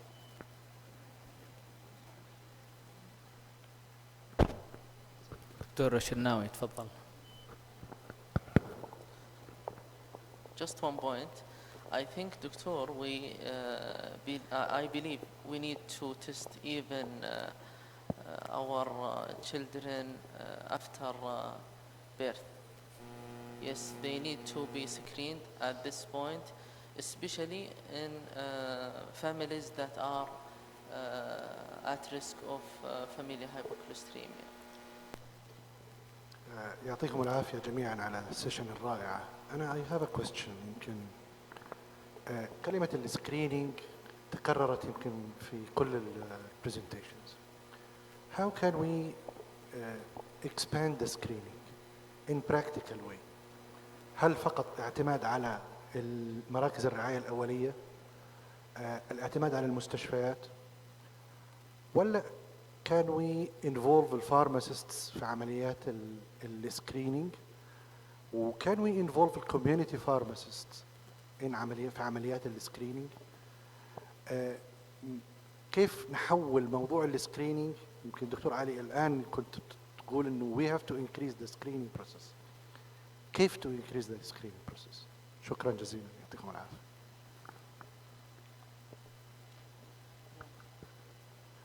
Excellent questions, Doctor.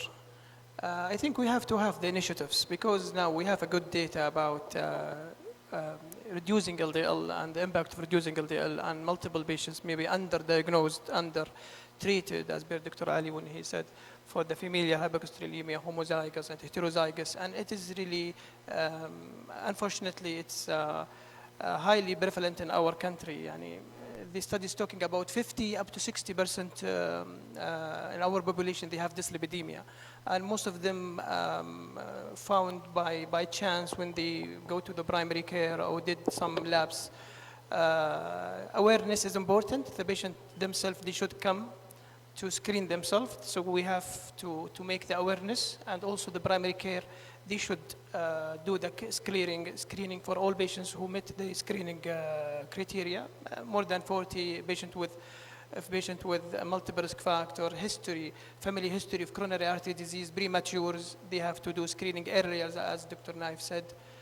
So it is multi tasks, not only us as a healthcare professional, even the pharmacist, they have a potential to make this screening because the patient coming to the pharmacy all the time, getting medications. Dr. Ali make a good initiative in Raleigh Hail. They bought screening and they found 3 patients with homozygous, which is a rare condition, but 3 from this event, this means it is really prevalent in our population. And we are lacking unfortunately, we are lacking the registries in Saudi Arabia. So it is multitask and it should be done by high level.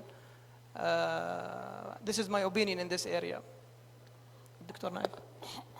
Just to add one more thing is that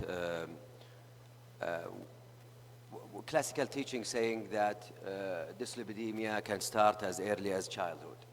Because lipid deposition really starts earlier after birth, as Dr. Ali said, and then lipid accumulation happens with the different frequencies. If your intake more than output, if you eat more than you exercise, ultimately this lipid can really start the lipid plaque process at an earlier stage.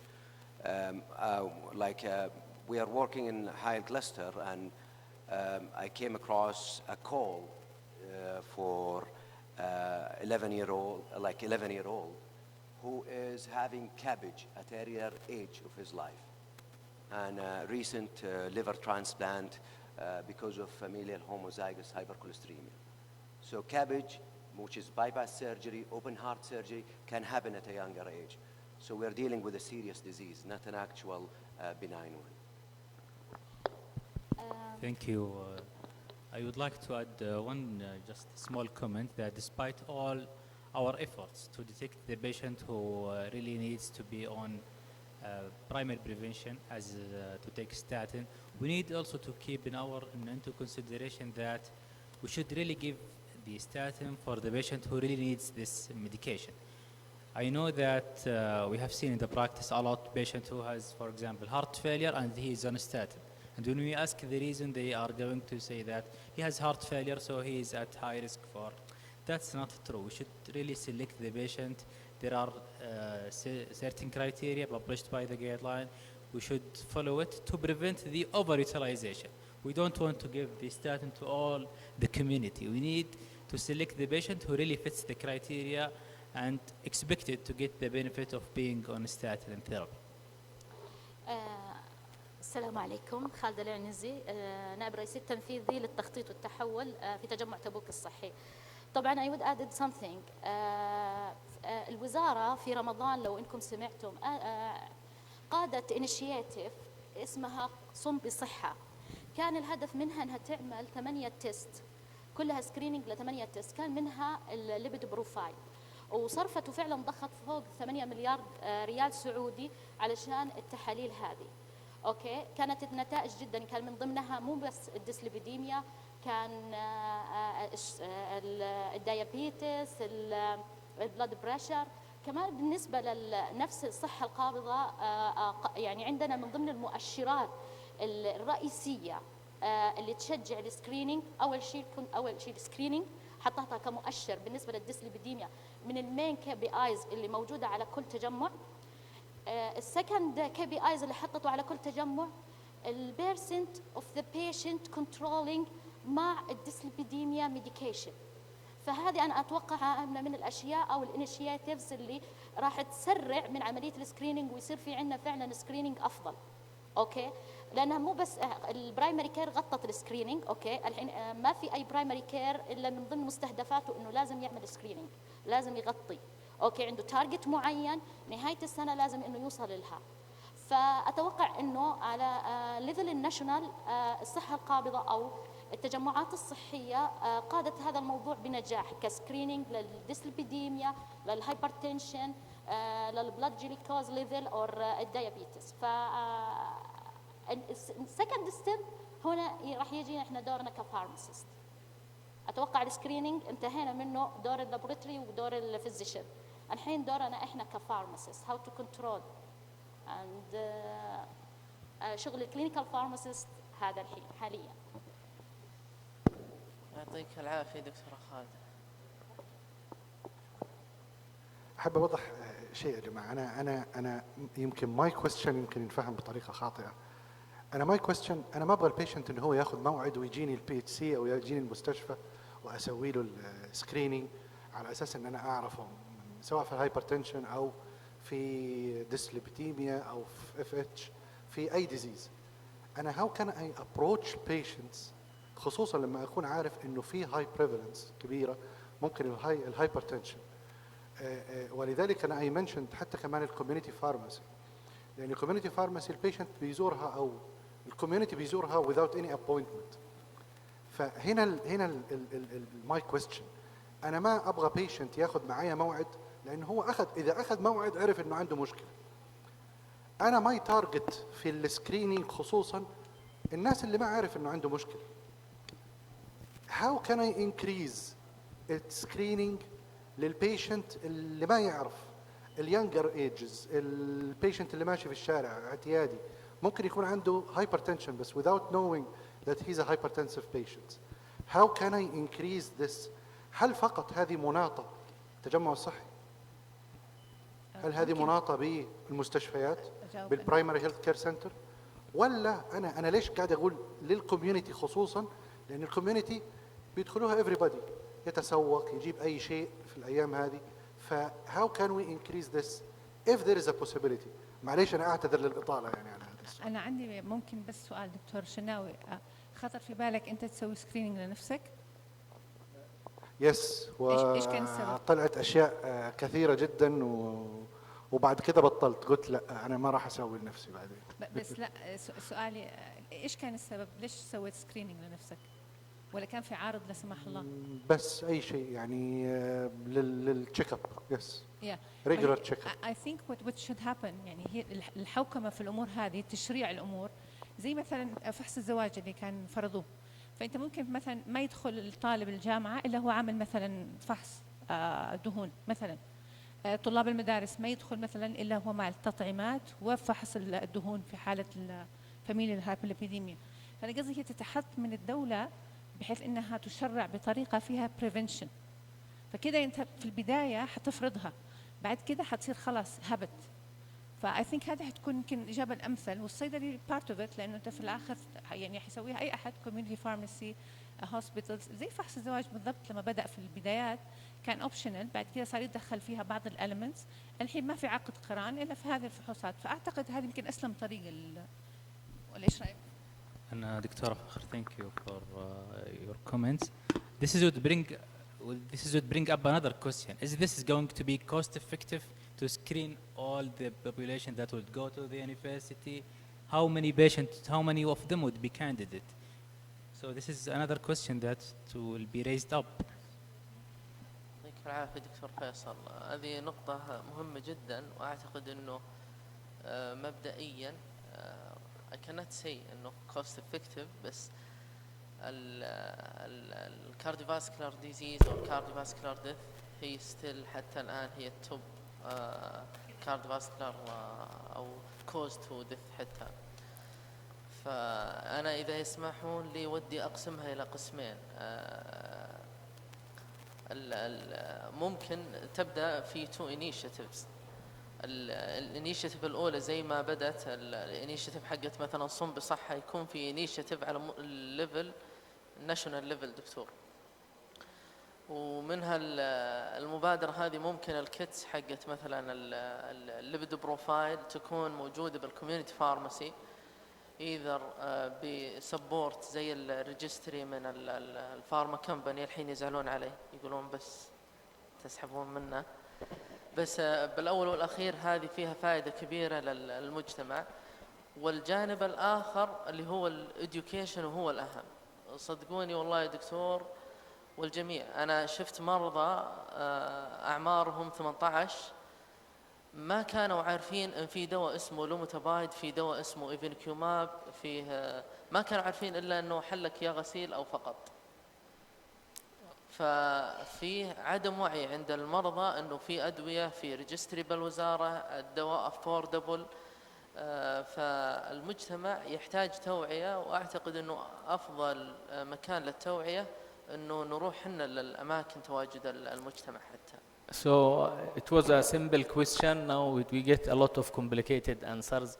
I think that, as mentioned by Dr. Fakhrat, by Dr. Ali, it need initiatives from the Ministry of Health, from the other sectors like universities or insurance companies to be obligatory to do all these tests for young population. I have another burning question, if you allow me, for Dr. Naif and Dr. Faisal regarding de-escalation of the dual antiplatelet. What we see from our practice, many patients remain for dual antiplatelet for many years after BCI. I don't know how we can change this current situation. Great question, Dr. Halim. So de-escalation therapy, there are a couple of few studies talked about de-escalation therapy, but it's not as simple as this.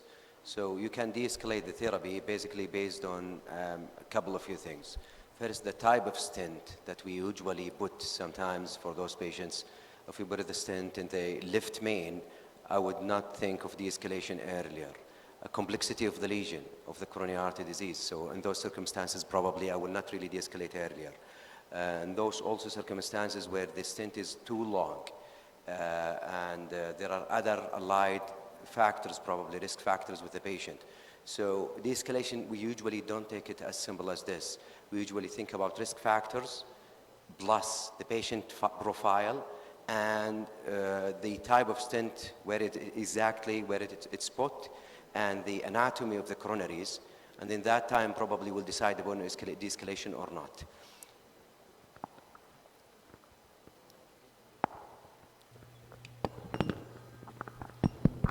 Thank you, Dr. Halim, for your nice question. The de-escalation, the meaning of the de-escalation is that when we shift from the ticagrelor or prasugrel to clopidogrel. This is what, does this what you mean, Dr. Halim? This one issue, and moving from dual antiplatelet to single antiplatelet. Let me give you a scenario. Many patients did BCI 3-4 years ago and they still on dual antiplatelet. Well, then the standard duration is 1 year of dual antiplatelet. Extending the period beyond 1 year, it depends. It's going to depend on the case itself. For example, if you have patient who has multiple MIs, recurrent or strokes plus MI, multiple events, then you could extend the duration. However, there are common scores that we could use, and it has been formulated to guide us regarding the duration of the dual antiplatelet. We have the DAPT score and we have the precise score. These scores would help us to decide whether to continue beyond 1 year or to discontinue the dual antiplatelet and to continue with aspirin alone. So any other question from the audience? So I think we reached the end of this very exciting session. Thank you for all speakers and thank you for audience.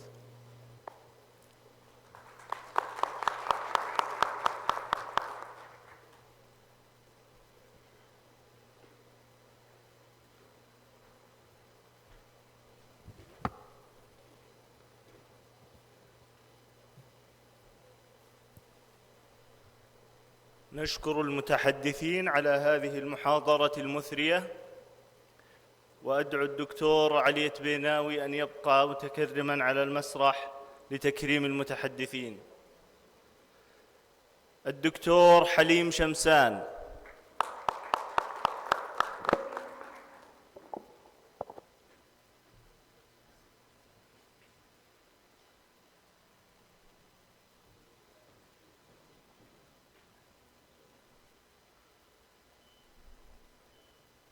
الدكتور تركي عسيري.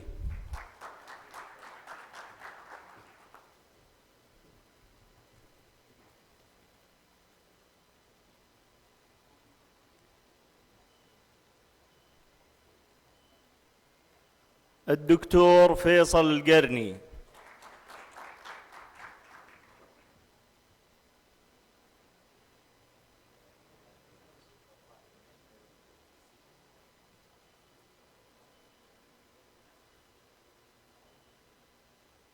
الدكتورة فخر الأيوبي.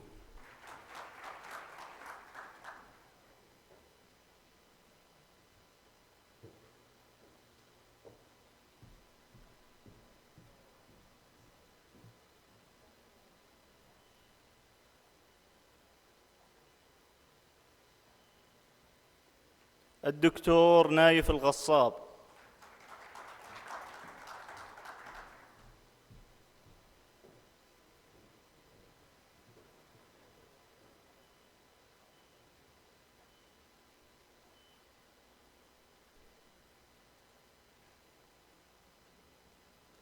حضورنا الكريم، أترككم الآن لاستراحة للقهوة والتعارف لمدة 10 دقائق لنعود لاستكمال برنامجنا العلمي.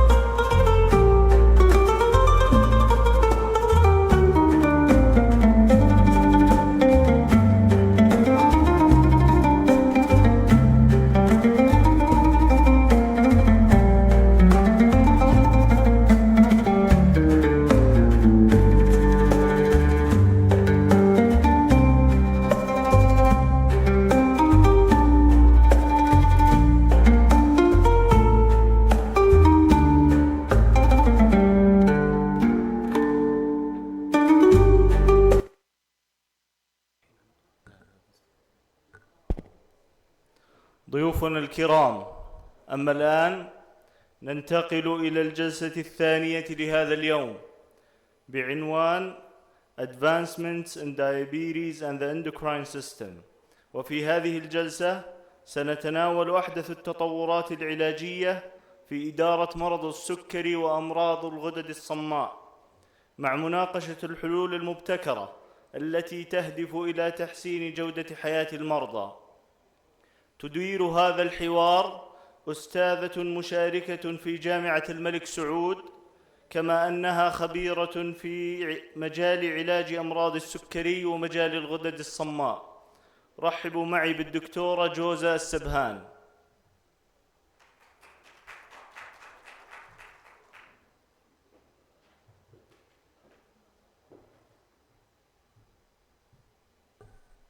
السلام عليكم، حياكم الله جميعا وصبحكم الله بالخير.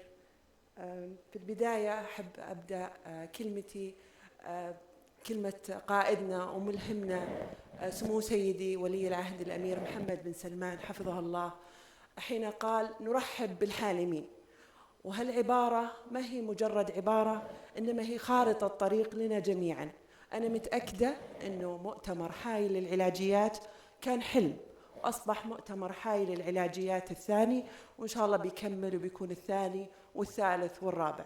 والأجمل أنه هذا المؤتمر في مدينة رائعة، هي مدينة حائل، الحمد لله حائل الأجمل كما يسميها أهلها، بجهود أمير منطقة حائل الأمير سعد بن عبد العزيز، الأمير عبد العزيز بن سعد حفظه الله.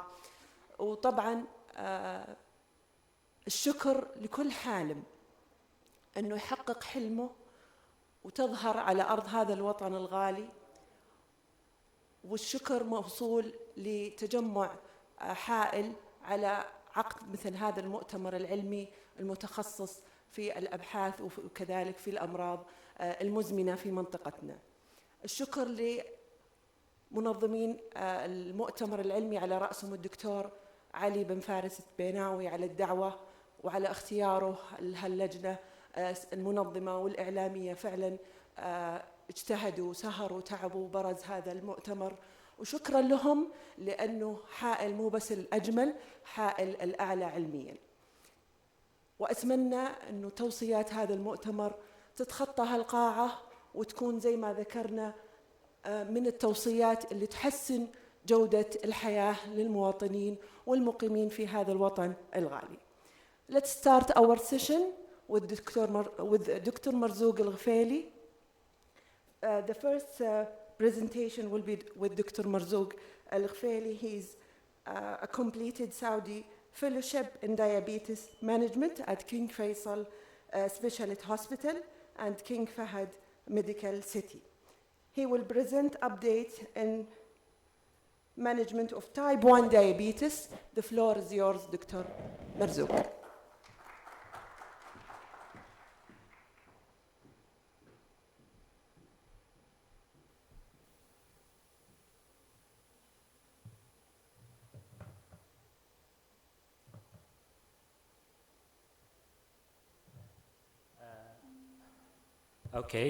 First I would like to thank the organizing committee for organizing such a great conference, and I would like to thank him again for giving me this opportunity to present what's the update in diabetes type 1 management.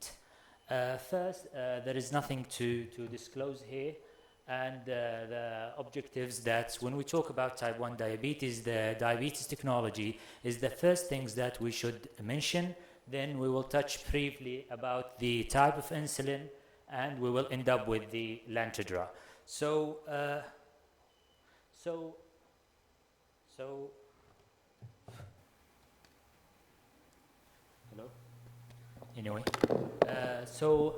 When we talk about diabetes type 1, we need to know a little bit or a small abbreviation or a definition of type 1 diabetes. And it's the diabetes it's involving the immune-mediated destruction of insulin-producing pancreatic beta cell, leading to insulin deficiency. From that simple definition, we understand that the ultimate treatment for type 1 diabetes is insulin, and the all updates regarding that It's whether how you give insulin, the way giving insulin, and what type of insulin. So to understand the type 1 diabetes in precise, we have to understand how common diabetes it is type 1 in Saudi Arabia. And we can see that we are in the top 10th countries in the prevalence. We're ranking number 10th, and also in the incidence ranking number 9th. So that's give us a hint that type 1 diabetes need to be facilitated in form of their needs, technology, and upcoming researches. Diabetes technology, what we mean by that, it's a term to describe the hardware, devices, software that people with diabetes use to assist their self-management, ranging from lifestyle modification to glucose monitoring and therapy adjustment.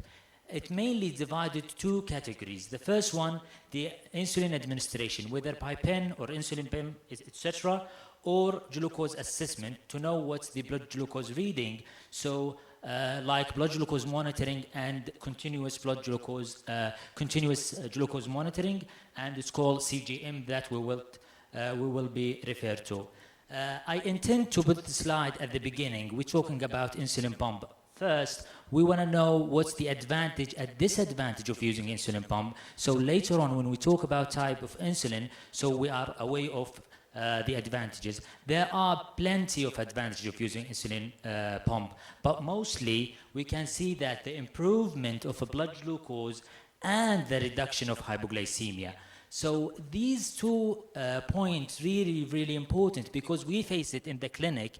We face some challenges that when you control the blood glucose, you will end up having hypoglycemia. So each time when the patient comes to the clinic, we have to assess hypoglycemia awareness, because hypoglycemia awareness need to be there. If there is no hypoglycemia awareness for the patient, we have to understand that we can achieve the both with the insulin pump, with the help of insulin pump. I'm not saying that there are certain people with the good control, they are only using basal bolus, the injection, the MDI, but there are different people when they use the MDI, they will end up having more hypoglycemia. Some of the benefit, improve the quality of life, microboluses can be given, and what's the disadvantage is expensive, need to know carb count, apart from one insulin pump called islet bionic pancreas, which it doesn't need carb count, only you need the body weight, but it's not available in Saudi Arabia, and wearing the device most of the time. So there are many types of insulin pump, but mostly used in Saudi Arabia is these three types. One we call it Medtronic. This one I will show you the. I'm not sure of the pointer here. Okay, this is over there. It's Medtronic 780. It's integrated with the special sensors called Guardian 4. We're looking for a new Guardian, a new sensor. It's called Simplera. It will be coming, inshallah, in a couple of months. Tandem or T-Slim. It's integrated with the Dexcom G6 and now G7 and Omnipod. The difference with the Omnipod is tubeless, whereas the Tandem and Medtronic has a tube on it. So both of them, or all of them, I would say, they are great. They're doing a great job. So these are some randomized control trial. I'm sure that some of us, or I'm one of you, that when you see a hectic or a busy slide, we don't want to read it all. We just want what's the summary of these trials. Well, ADAPT randomized control trial. They compare the people with the MDI, basal bolus, with the Medtronic 780. What's the conclusion? The conclusion that they see the time and range with those who use insulin pump 780 Medtronic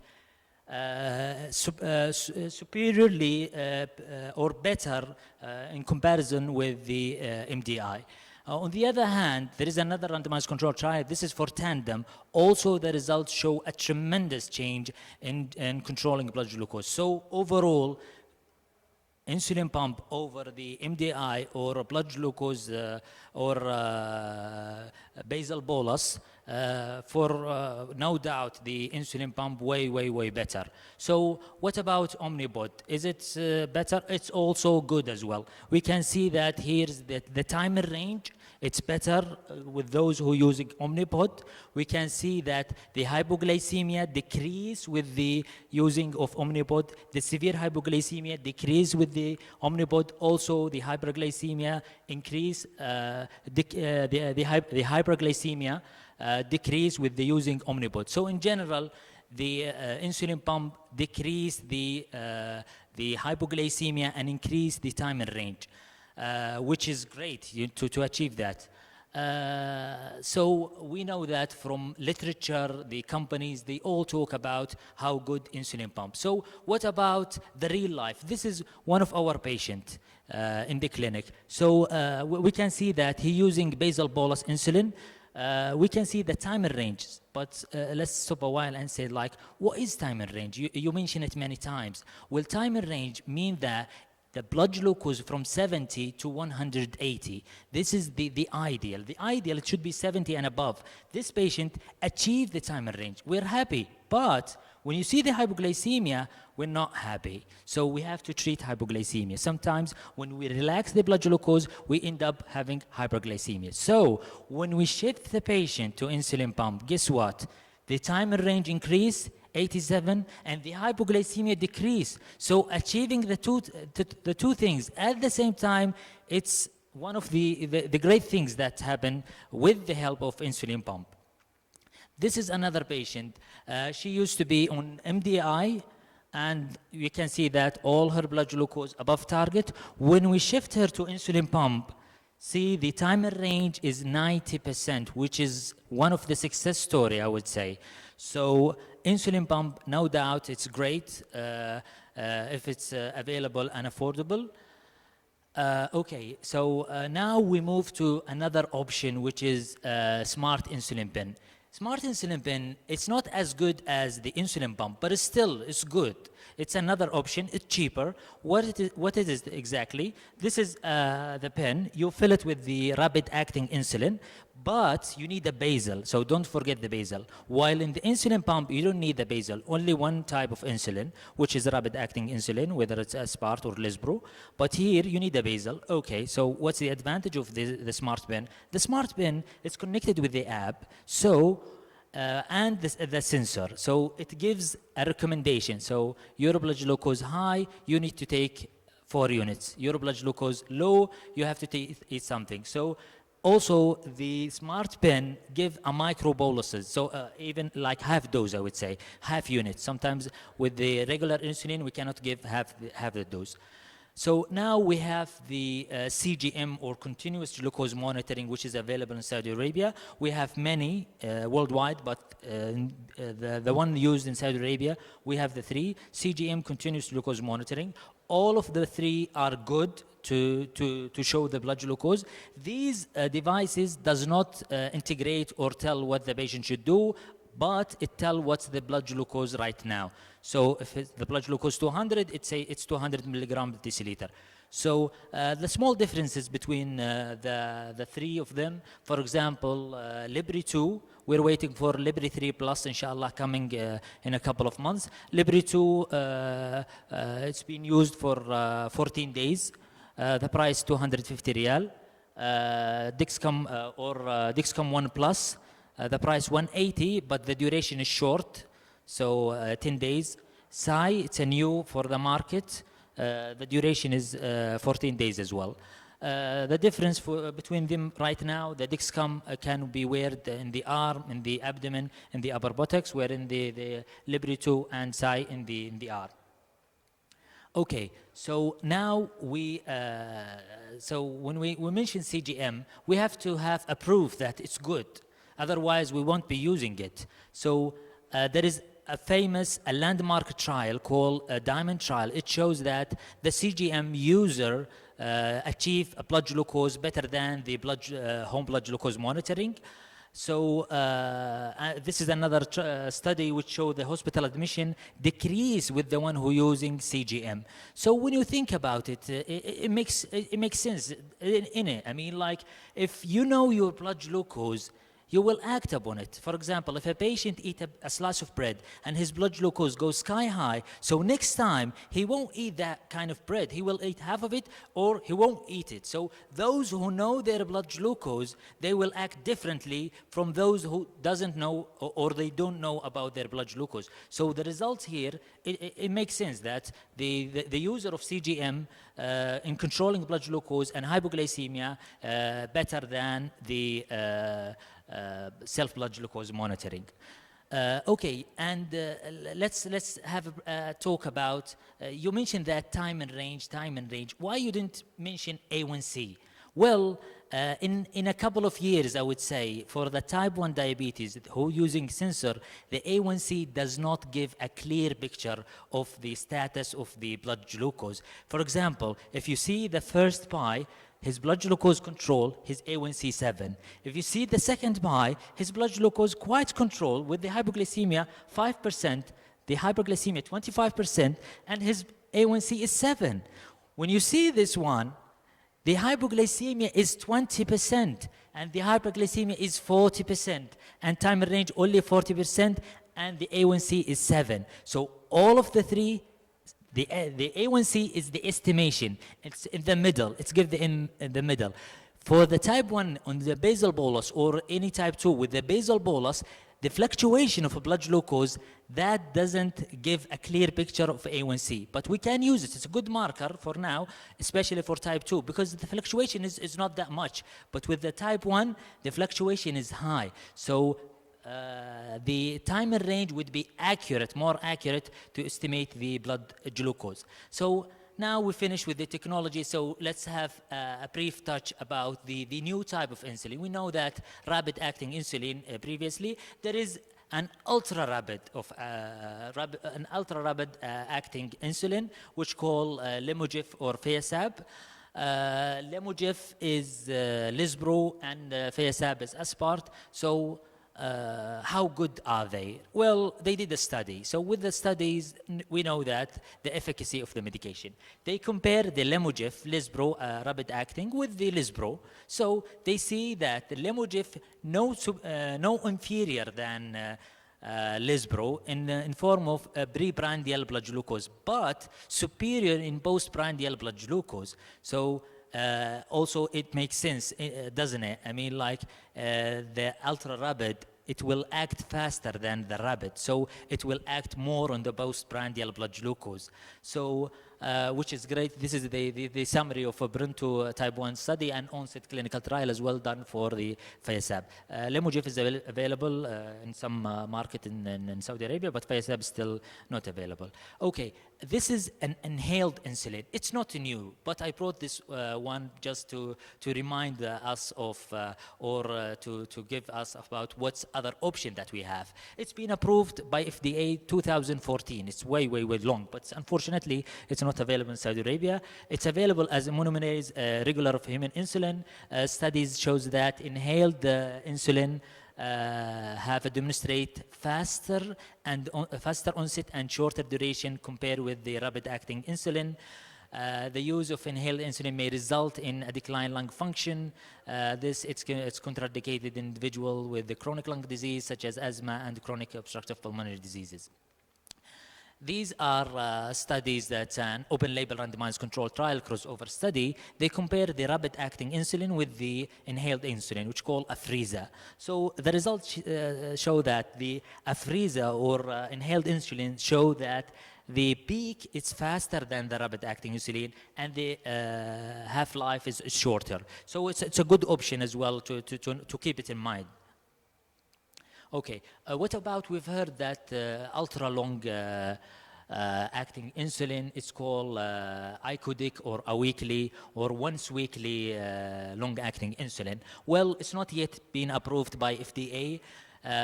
It's the half-life is 196 hour. The onward trial, this is the trial done for this icodic. We can see that they compare it with the standard basal insulin.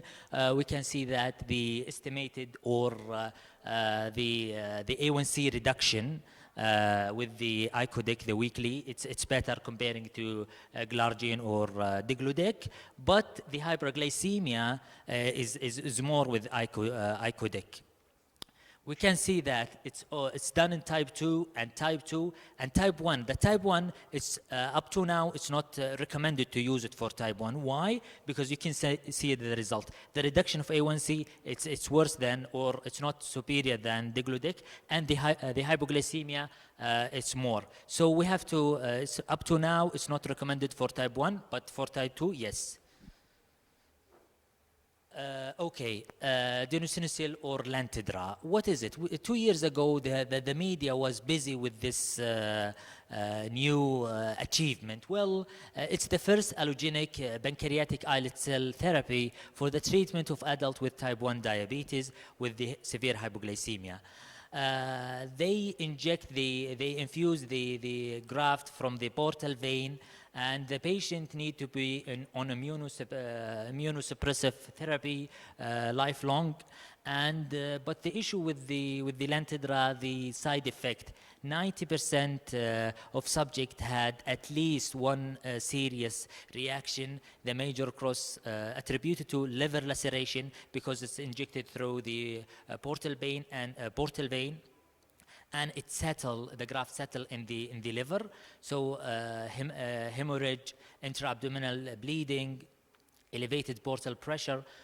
From the immunosuppressive therapy, the infection is high. We account for 87%, whereas the malignancy also we have to pay attention to it with 37%.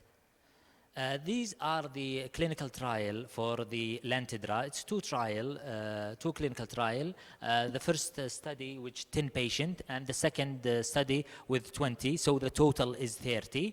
They included all who receive at least one islet infusion and a maximum of 3 infusion.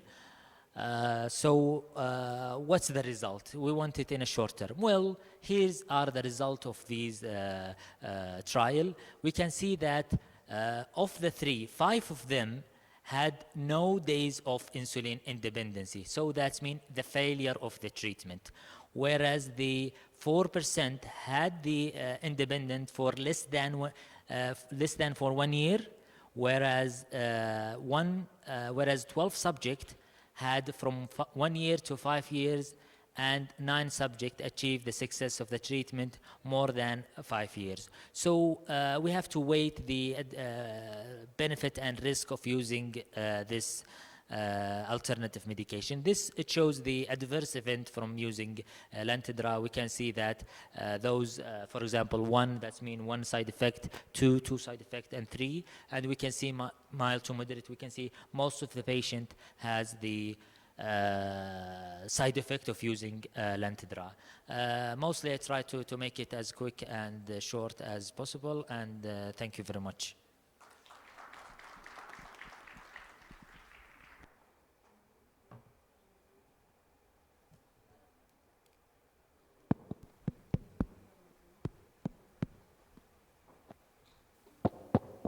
Thank you, Dr. Marzouk. يعطيك العافية. An excellent presentation updated about type 1 diabetes.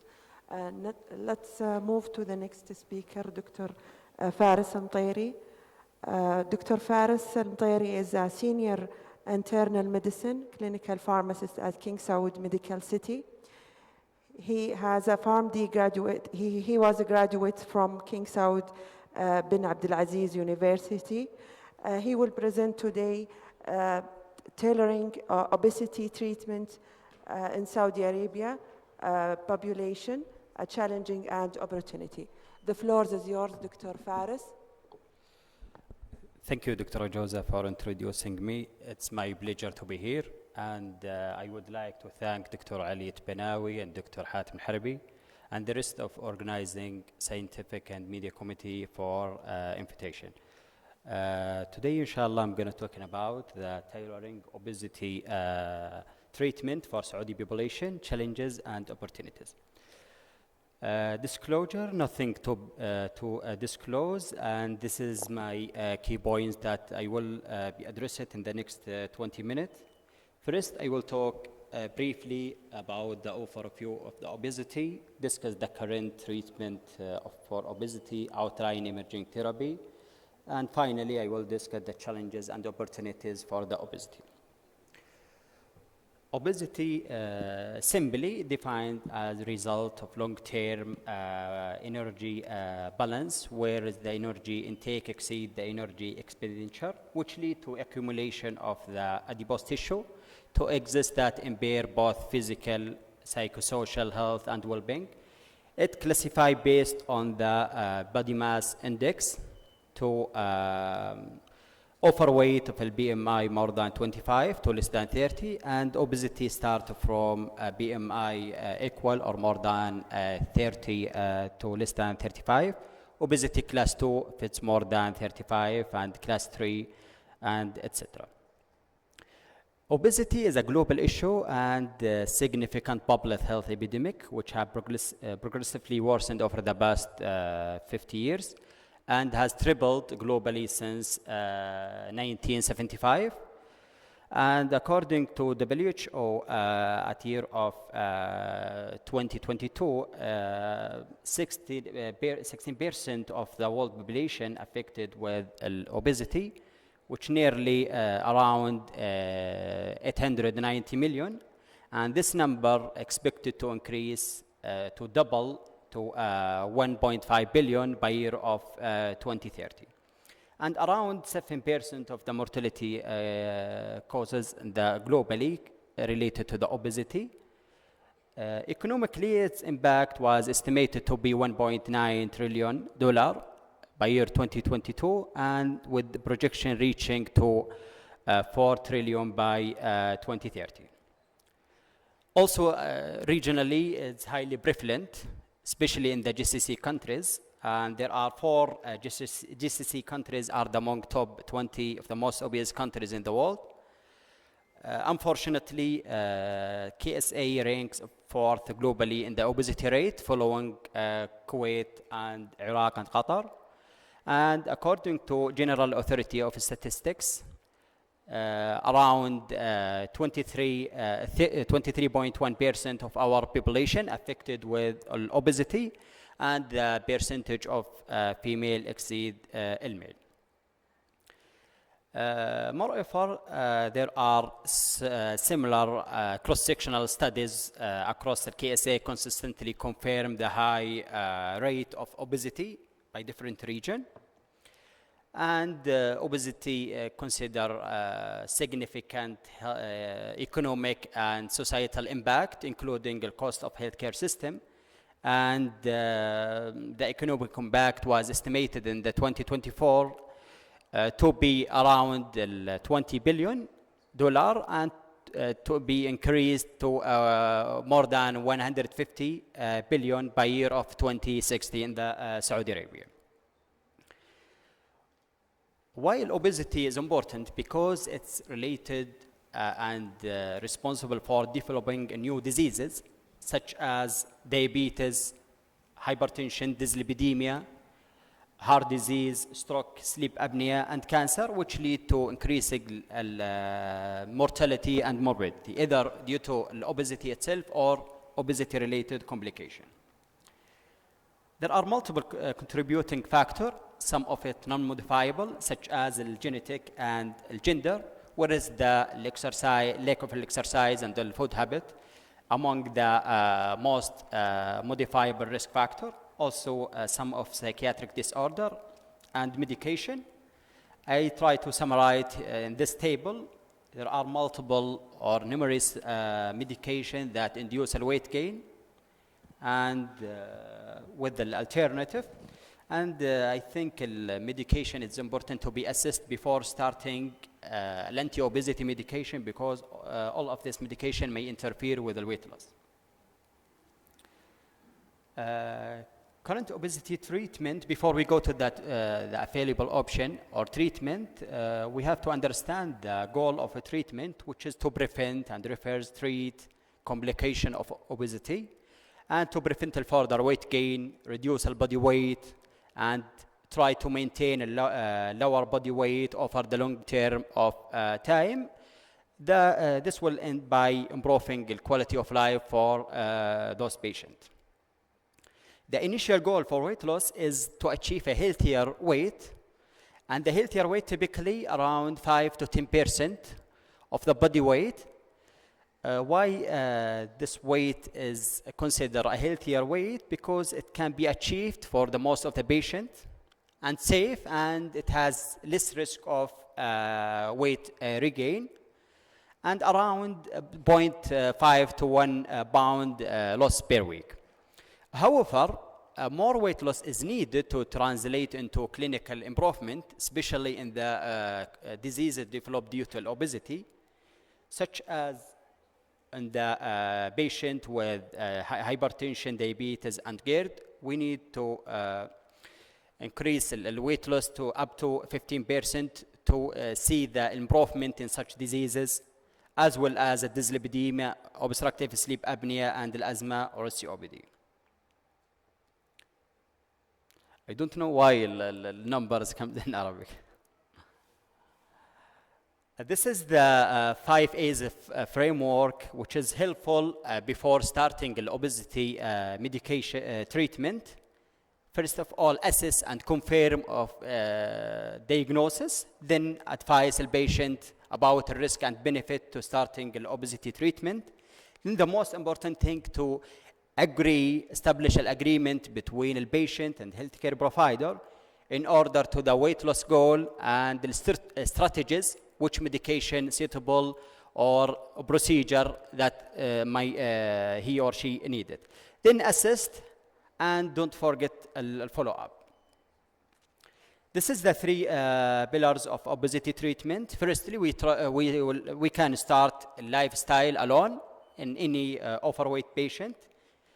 Has BMI 25 or more.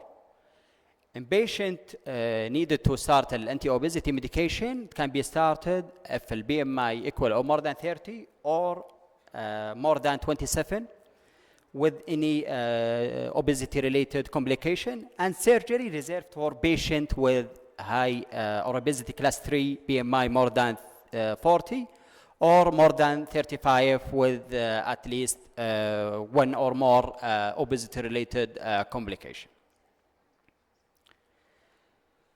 Lifestyle can be comprehensive, including dietary therapy, exercise, behavioral modification by modifying and monitoring the food intake, modifying the physical activity, and controlling the causes and stimuli in the environment, especially that will trigger the food.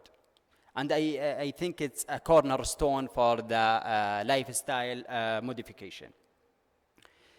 Before we go to the current FDA-approved anti-obesity medication, we can go back to the historical medication. The first one was methamphetamine, and its derivative fenfluramine and dexfenfluramine, then phenetramine, orlistat, and leucoserine.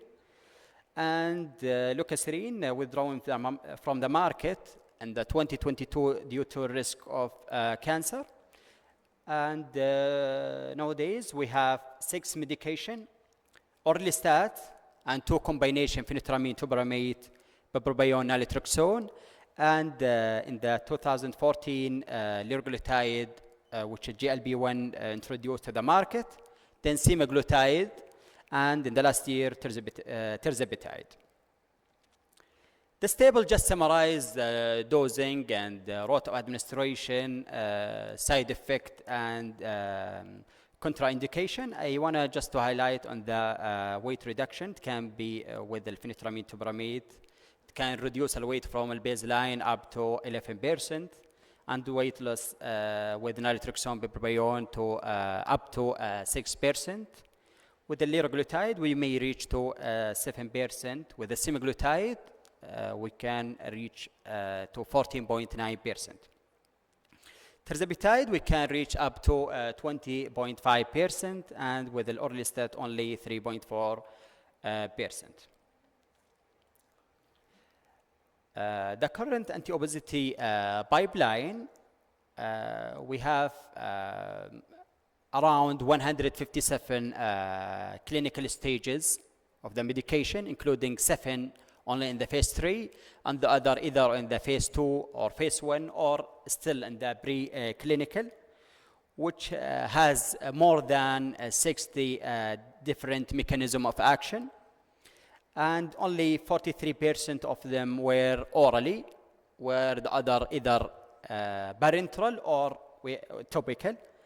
And the main point, our primary outcome, is focus in enhancing weight loss by combining different gut hormone or different mechanism of action, and to improve dosage form, such as an oral dosage form, and to offer a less frequent dosing, such as once monthly versus once weekly or daily. This table just summarizes the medication, some of it in the phase 3, the other in the phase 2. I want to just to highlight in the mechanism of action. If you can see, and route of administration, we have semaglutide. The approved form now is injectable. However, semaglutide orally ongoing now, and orforglipron also can be given orally. And cagrilintide work by different mechanism of action on the amylin receptor. And we have 4 medication combine GLP-1 and glucagon receptor, such as survodutide and mazidotide, bemfidotide, and retatrutide, which is the first medication work by different mechanism of action. It can targeted GLP-1, GIP, and glucagon receptor. So we may have more weight loss since integrate more than 3 gut hormone. And cagrisema, which is combination of cagrilintide with semaglutide, also ongoing now. The weight reduction achieved, highest weight reduction achieved with retatrutide, because it works with different mechanism of action. It can work by 3 receptor, up to 24.2% achieved the weight loss, and followed by 22.5% with tirzepatide, and survodutide achieved 18.7%. Not only this, weight reduction, after a follow-up, there are the patient achieved more than 50% weight reduction from a baseline, around 82% in patient with retatrutide, and compared to only 78 patient with tirzepatide group. However, this is in regard of safety. However, regarding the safety, side effect is still the same, and sometimes it gets worse and reach up to 36%, such as nausea, vomiting, and diarrhea, and sometimes constipation. This is the emerging anti-obesity medication which can be given once monthly. We have now a medication called maritide, work by GIP-1 receptor antagonist and GLP-1 agonist. This is opposite to the tirzepatide. It can be given once monthly, and still in the dose of 280 milligram once monthly, achieved till now 20% weight reduction from the baseline. And we have another medication which can work by different mechanism of action, which is monoclonal antibodies. Bimagrumab work by stimulating skeletal muscle growth by blocking activin type 2 receptor. It can be given also once monthly. And this medication not only reduce or cause weight loss, it can reduce a total body fat mass by around 7.5 kg, and also increasing lean body mass by 3.6%. And we also have 2 other medication ongoing, which targeting the monoclonal antibodies for treating obesity patient. With the presence of all the medication, either approved or still in the ongoing, still the obese patient faced a lot of challenges and lack of opportunities. And it can be broken down into either patient-related, community-related, policy-related, or physician or healthcare provider-related. In regard to patient, food habit, lack of recognition of obesity as a chronic disease and relapsing disease may يعني come late to the clinic to seek intervention, insufficient knowledge about the medication, especially side effect, and failure in maintaining the weight loss and unfortunately loss of follow-up in the long term. Community responsible for increasing the awareness, eliminate the weight stigma, and improve the public health messaging around the obesity and the maintenance of health lifestyle. And I want to highlight 8 programs which our strategy which published and still now by different agency to help the patient to enhance, engage more in the physical activity and to reduce obesity.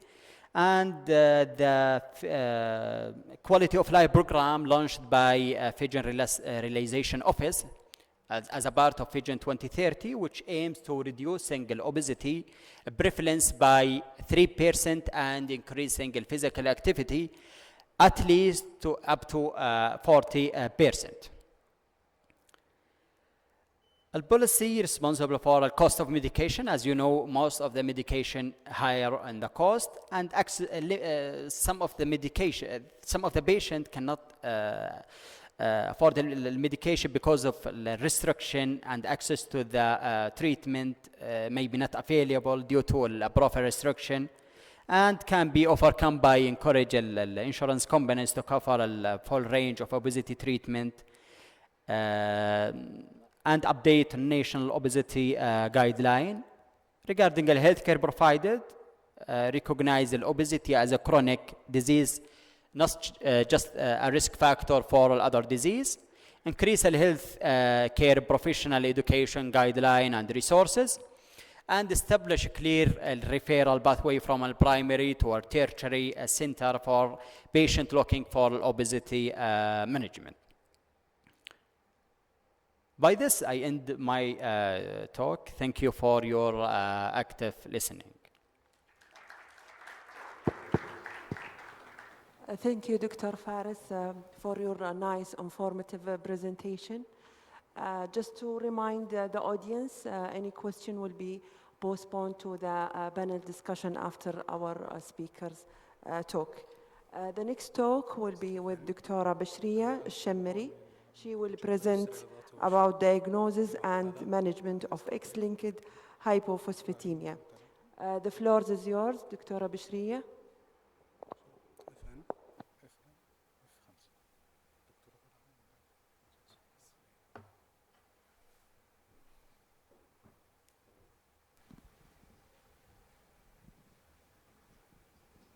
السلام عليكم ورحمة الله.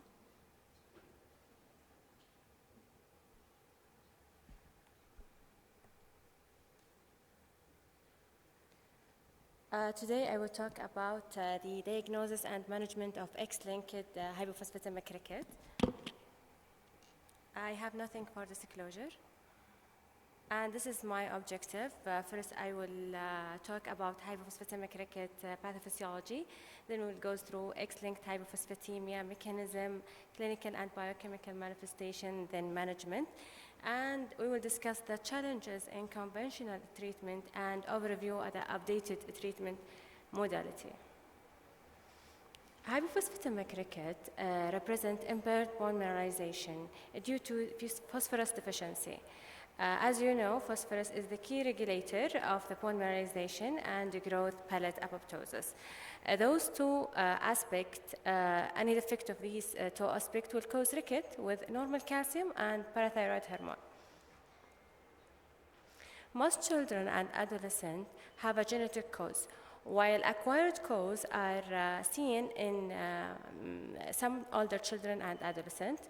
Hypophosphatemic ricket either FGF23 dependent, like MFX gene defect or mesenchymal tumors, or FGF independent, like renal phosphorus wasting and MBT2 defect or dent disease. What is X-linked hypophosphatemia? It is lifelong, rare, genetic, chronic, and progressive musculoskeletal disorders that characterized by renal phosphate wasting. It's affected approximately 1 in 20,000 individuals in lifelong condition, caused by mutation in MFX gene leading to excess serum fibroblast growth factor 23. It is have different phenotypic manifestation with numerous clinical manifestations that may present in a lifespan of individuals. And X-linked hypophosphatemia is the most common form of inheritable hypophosphatemic rickets. It affects phosphate homeostasis. If FX gene mutated lead to increased FGF23, then will affect active form of vitamin D secretion and decrease phosphate absorption in the gut. Also, it will decrease sodium phosphate co-transporter, which lead to decrease in phosphate reabsorption in the kidney and therefore phosphorus wasting in the urine, which end with decreased serum phosphate level and hypophosphatemic ricket, which lead to stimulation and musculoskeletal consequences. It is inherited as X-linked, so if the father affected, he will transmit the disease for all his daughter, and if the mother affected, she will transmit to only 50% of her children, regardless of the sex. And the majority of the cases diagnosed with fixed gene mutation are inherited, while there is 20 or 30% diagnosed with de novo mutation, and for those cases, we need genetic analysis. In children, diagnosis of X-linked hypophosphatemia depend on the presence of a clinical, biochemical, radiological evidence of ricket with low phosphorus in the serum and renal phosphorate wasting with absence of vitamin D and calcium deficiency. In adults, same, plus they have more lower limb deformity and more worsening clinical and radiological image. This image show ricket features. As you see on your left side, this is a ricket and osteomalacia in the knee, and then in down picture, this is teeth abscess, and then bowing leg of the lower limbs, bowing of the lower limbs, and decreased growth velocity in children. This is a study done by Shahad bin Abbas and et al. Searching for dental manifestation of X-linked hypophosphatemic ricket in Saudi Arabia. As you see, most common feature is enamel hypoplasia and dyschromia. Some patients will have spontaneous fistula. This is another study searching for articular manifestation of X-linked hypophosphatemic ricket in Saudi Arabia. As you see, the most common feature is geniovarium, representing more than 60% of the patient, then bowing of the tibia only, then geniovalgum and craniosynesthesis and coxavara. To diagnose the patient, we need detailed history, focusing on family history, drug history, and dietary history. And we need to evaluate the patient clinically, searching for sign of ricket, dental abnormality, deafness, hearing loss, or craniosynostosis. Also, we need biochemical tests other than bone profile. We need to do urine test for tubular maximum resorption of the phosphorus, glomerular filtration rate, and urinary calcium creatinine ratio. Along with high FGF23 and urine dipstick to rule out Fanconi syndrome. This is the normal phosphorus range.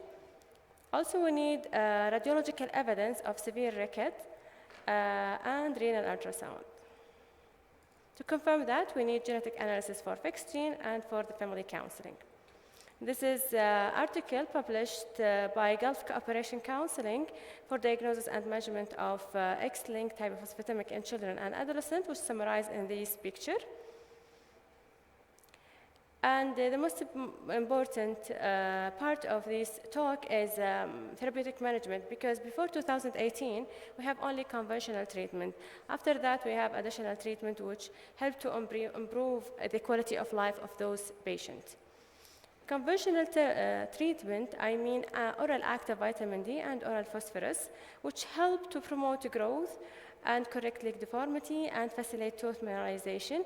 However, there is 20 to 40% of the patient still show a linear growth failure despite optimal treatment and have final height under 2 standard deviation below the mean. To improve outcome, the children should diagnose and treat it as early as possible, despite these less efficacy. Also, conventional therapy have many side effects, and rigorous dose scheduling lead to compliance issue, especially phosphorus need to be given 4 to 6 times daily, which need to disturb the child's sleep, and it has bad taste. So it is, most of the patients had poor adherence for this reason. And the risk of long-term therapy include hypercalcemia, hypercalciuria, nephrolithiasis, nephrocalcinosis, and hyperparathyroidism. This is study done in also Arab countries by Asma Deeb and Itals to study the awareness and knowledge and practice of pediatric endocrinologists, and they found the same challenges, which is poor compliance, lack of accessibility to medicine, reduced final height, and inability to reverse skeletal deformity, and nephrocalcinosis, which is account for a quarter of the patient, and hyperparathyroidism. Why there is no benefit? Because they don't target the pathophysiology of XLH.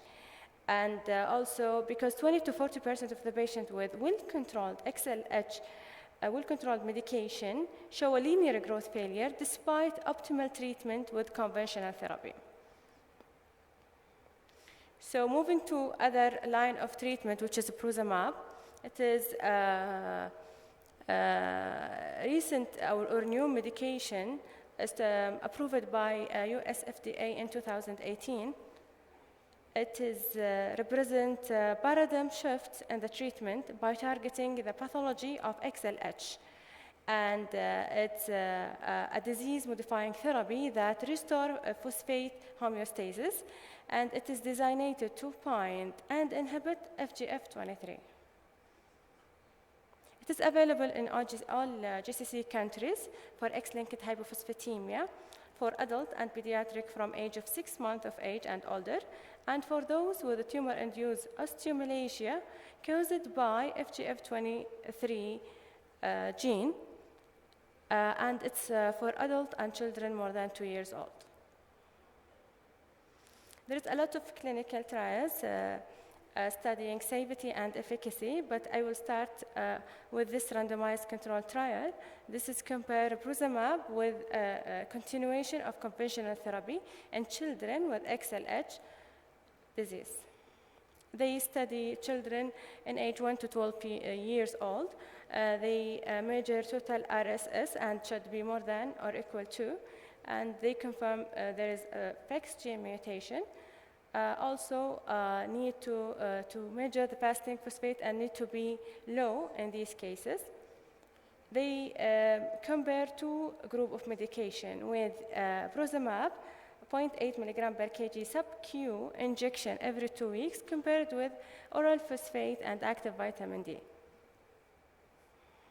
Primary endpoint, they study RGI-C global score, which is represent radiological global impression of a change at week 40 of medication. That means change from the baseline in ricket severity. Selected secondary endpoint, they assess ricket severity score at age 40, at week 40 to 64, and serum alkaline phosphatase, and recombinant length standing hides the score with fasting serum phosphorus, all bone profile along with tuberous maximum phosphate, reabsorption over GFR, and 6 hours, 6-minute weight challenge test for children more than or equal 5 years old. For the safety, they assess the number of participants with adverse event and serum calcium and plasma intact parathyroid hormone. Also 24 hours urine calcium excretion and 24 hours urine phosphorus creatinine ratio. For the efficacy, they found that Prozamab treatment demonstrated significantly greater improvement in RGIC global score than conventional treatment at week 40, which were maintained through the week 64. As you see, Prozamab and the blue line reach substantial healing, which is +2, compared to the conventional therapy, which didn't pass +1. Other effect is total score of ricket scoring severity. Prozamab significantly decreased the ricket scoring severity compared with conventional treatment at week 40 and 64. Also, there is a change in serum phosphorus level from the baseline were significantly greater in the Prozamab group than in conventional therapy group through the study. Especially started from the week 2. The improvement. Changing in the tubular maximum phosphate over GFR ratio from the baseline were statistically significant, greater in the Prozamab group than in conventional therapy. Also, Prozamab treatment significantly improved in disease walking at 64 and distant walking at 64 compared with conventional therapy. Safety result studied in many articles and many studies. All the studies show same what I mentioned before. Conventional therapy has more severe side effects like first GI symptoms, nausea, vomiting, and abdominal pain, and second nephrocalcinosis, nephrolithiasis, and hyperparathyroidism. While Prozamab show only minimal injection pain, which is improved at the same day. And it happened once every 2 weeks only. So to summarize this study is the first trial to compare conventional therapy and Prozamab in the children with XLH. Switching from conventional therapy to the Prozamab significantly improved the ricket, leg deformity, and phosphate metabolism in children aged from 1 to 12 years with XLH. By inhibiting increasing in FGF23 activity and normalizing urine phosphate excretion, Prozamab induced the clinical improvement within 64 weeks and has the potential to prevent a long-term complication. This study and other demonstrated the superiority of the Prozamab over the conventional therapy.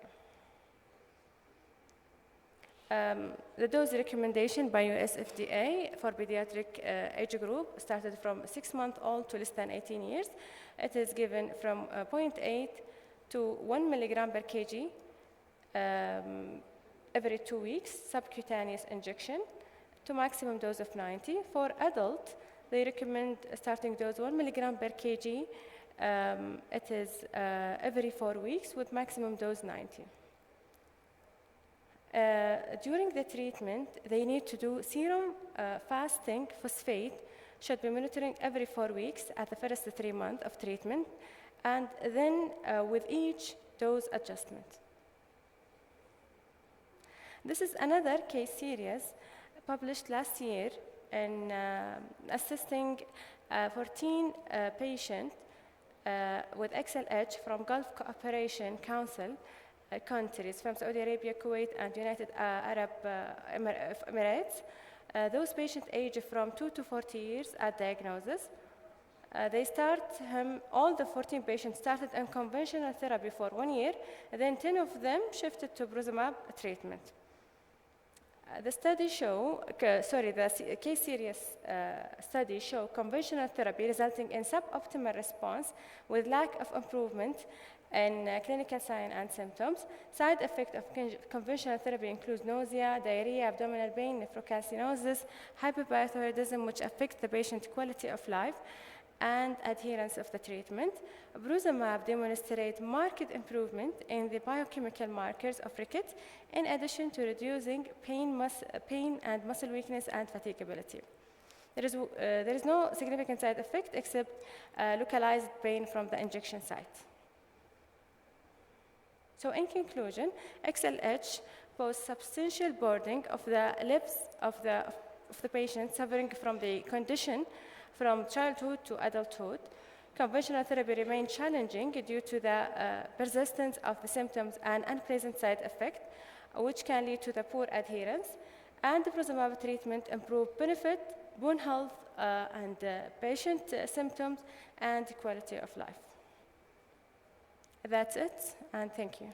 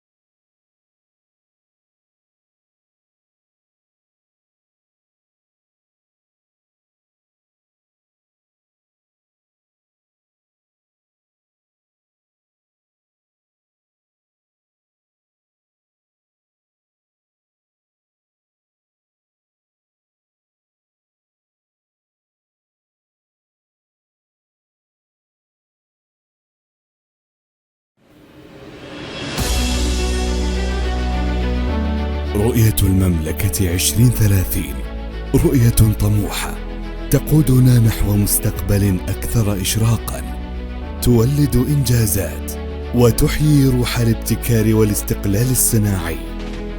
اليوم نشهد إنجازاً تاريخياً غير مسبوق، وضع حجر الأساس لمشروع إنتاج وتصنيع أقلام الإنسولين محلياً لأول مرة في المملكة العربية السعودية، إنجاز يحمل توقيع أول اتفاقية من نوعها في المملكة، وثمرة شراكة استراتيجية بين نوبكو وشركة سانوفي الفرنسية وشركة سودير فارما بدعم من هيئة المحتوى المحلي والمشتريات الحكومية، لتصبح المملكة منارة في الابتكار الطبي والإنتاج المحلي. مشروع إنتاج أقلام الإنسولين ليس مجرد مبادرة صناعية، بل هو رؤية تتحقق وأثر يحدث تغييراً جذرياً في منظومة الصحة والاقتصاد الوطني، مع منتجات عالمية رائدة مثل لانتوس وتوجيو. نؤكد التزامنا بتوفير حلول طبية محلية بشراكات وخبرات عالمية ترتقي إلى أعلى معايير الجودة العالمية. هذه المنتجات ستساعد على سد احتياجات مرضى السكري ورمز الاعتماد على الذات بالمملكة العربية السعودية وتحقيق الأمن الدوائي. الأرقام تخبرنا بحجم التأثير الهائل لهذا المشروع، أكثر من 15 مليون قلم إنسولين سنوياً. هذه الكمية الهائلة ستساهم في تأمين العلاج لأكثر من نصف مليون مريض سكري سنوياً، و70% من مرضى السكري المستخدمين للأنسولين في المملكة. وسيكون للمشروع أثر إيجابي كبير على الاقتصاد الوطني. إنتاج أقلام الإنسولين في المملكة العربية السعودية يمثل أكثر من مجرد إنجاز صناعي، بل هو رسالة واضحة لما نقدمه جميعا في خدمة متميزة للمرضى.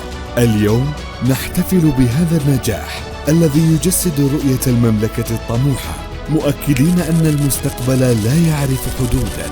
معا نمضي نحو مستقبل يتسم بالقوة، الابتكار والاستدامة، ليظل اسم المملكة العربية السعودية رمزا للتقدم والريادة. تعهدنا في شركة سودير للأدوية بالمساهمة في بناء مستقبل الصناعة الدوائية المتخصصة بالمملكة العربية السعودية، لنزرع الأمل بالشفاء.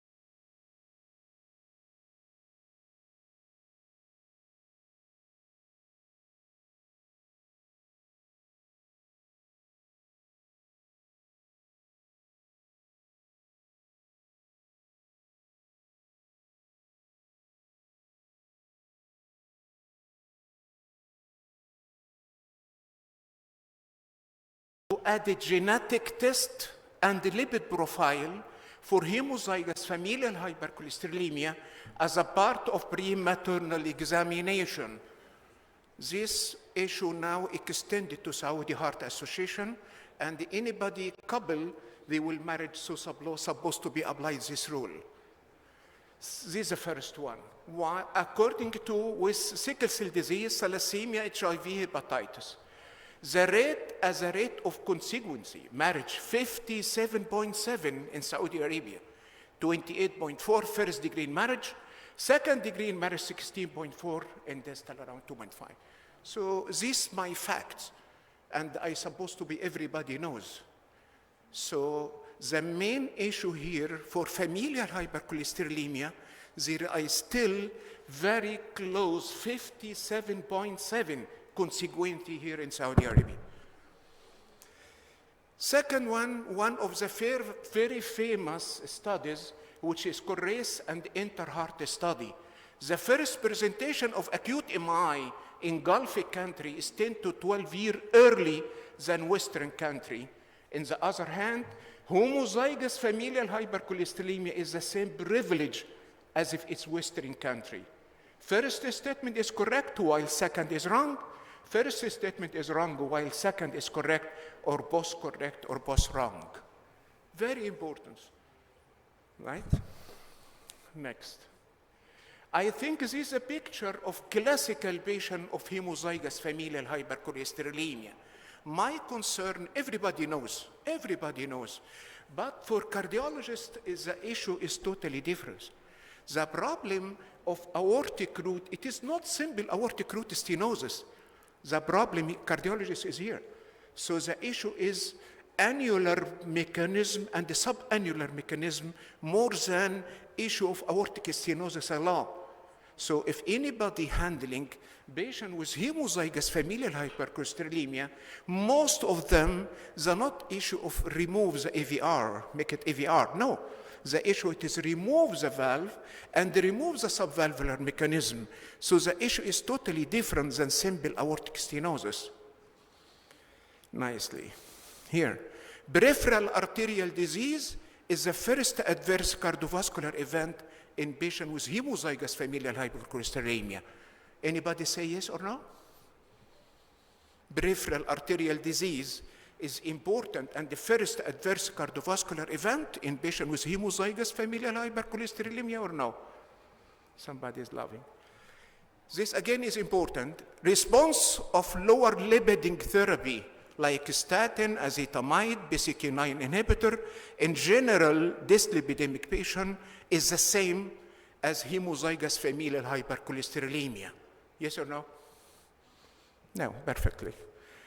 In 2023 guideline, the high risk of atherosclerotic cardiovascular pathology, the target is less than 70 or less than, as if you can see here. This is concerning always even cardiologists, the thinking is less than 40 is mostly optimum in our patient.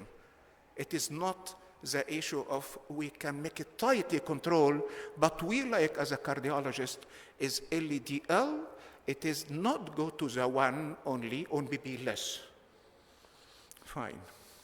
Here, for cardiologists and non-cardiologists, please put it your stethoscope in the chest. Don't say I am lipidologist. It is very nicely to be very commonly to appreciate the crescendo murmur if you put it your stethoscope here. I don't know why everybody is now putting a stethoscope in his back. It's very nice. So crescendo murmur, ask our cardiologist. You can see very early, this murmur, it is not simple murmur of valvular aortic stenosis. I think cardiologists know what I mean. Lastly here, do you think there is need of psychiatrist or psychologist in patient with familial hypercholesterolemia clinic? Do you think this is important? Yes, nicely. Very good.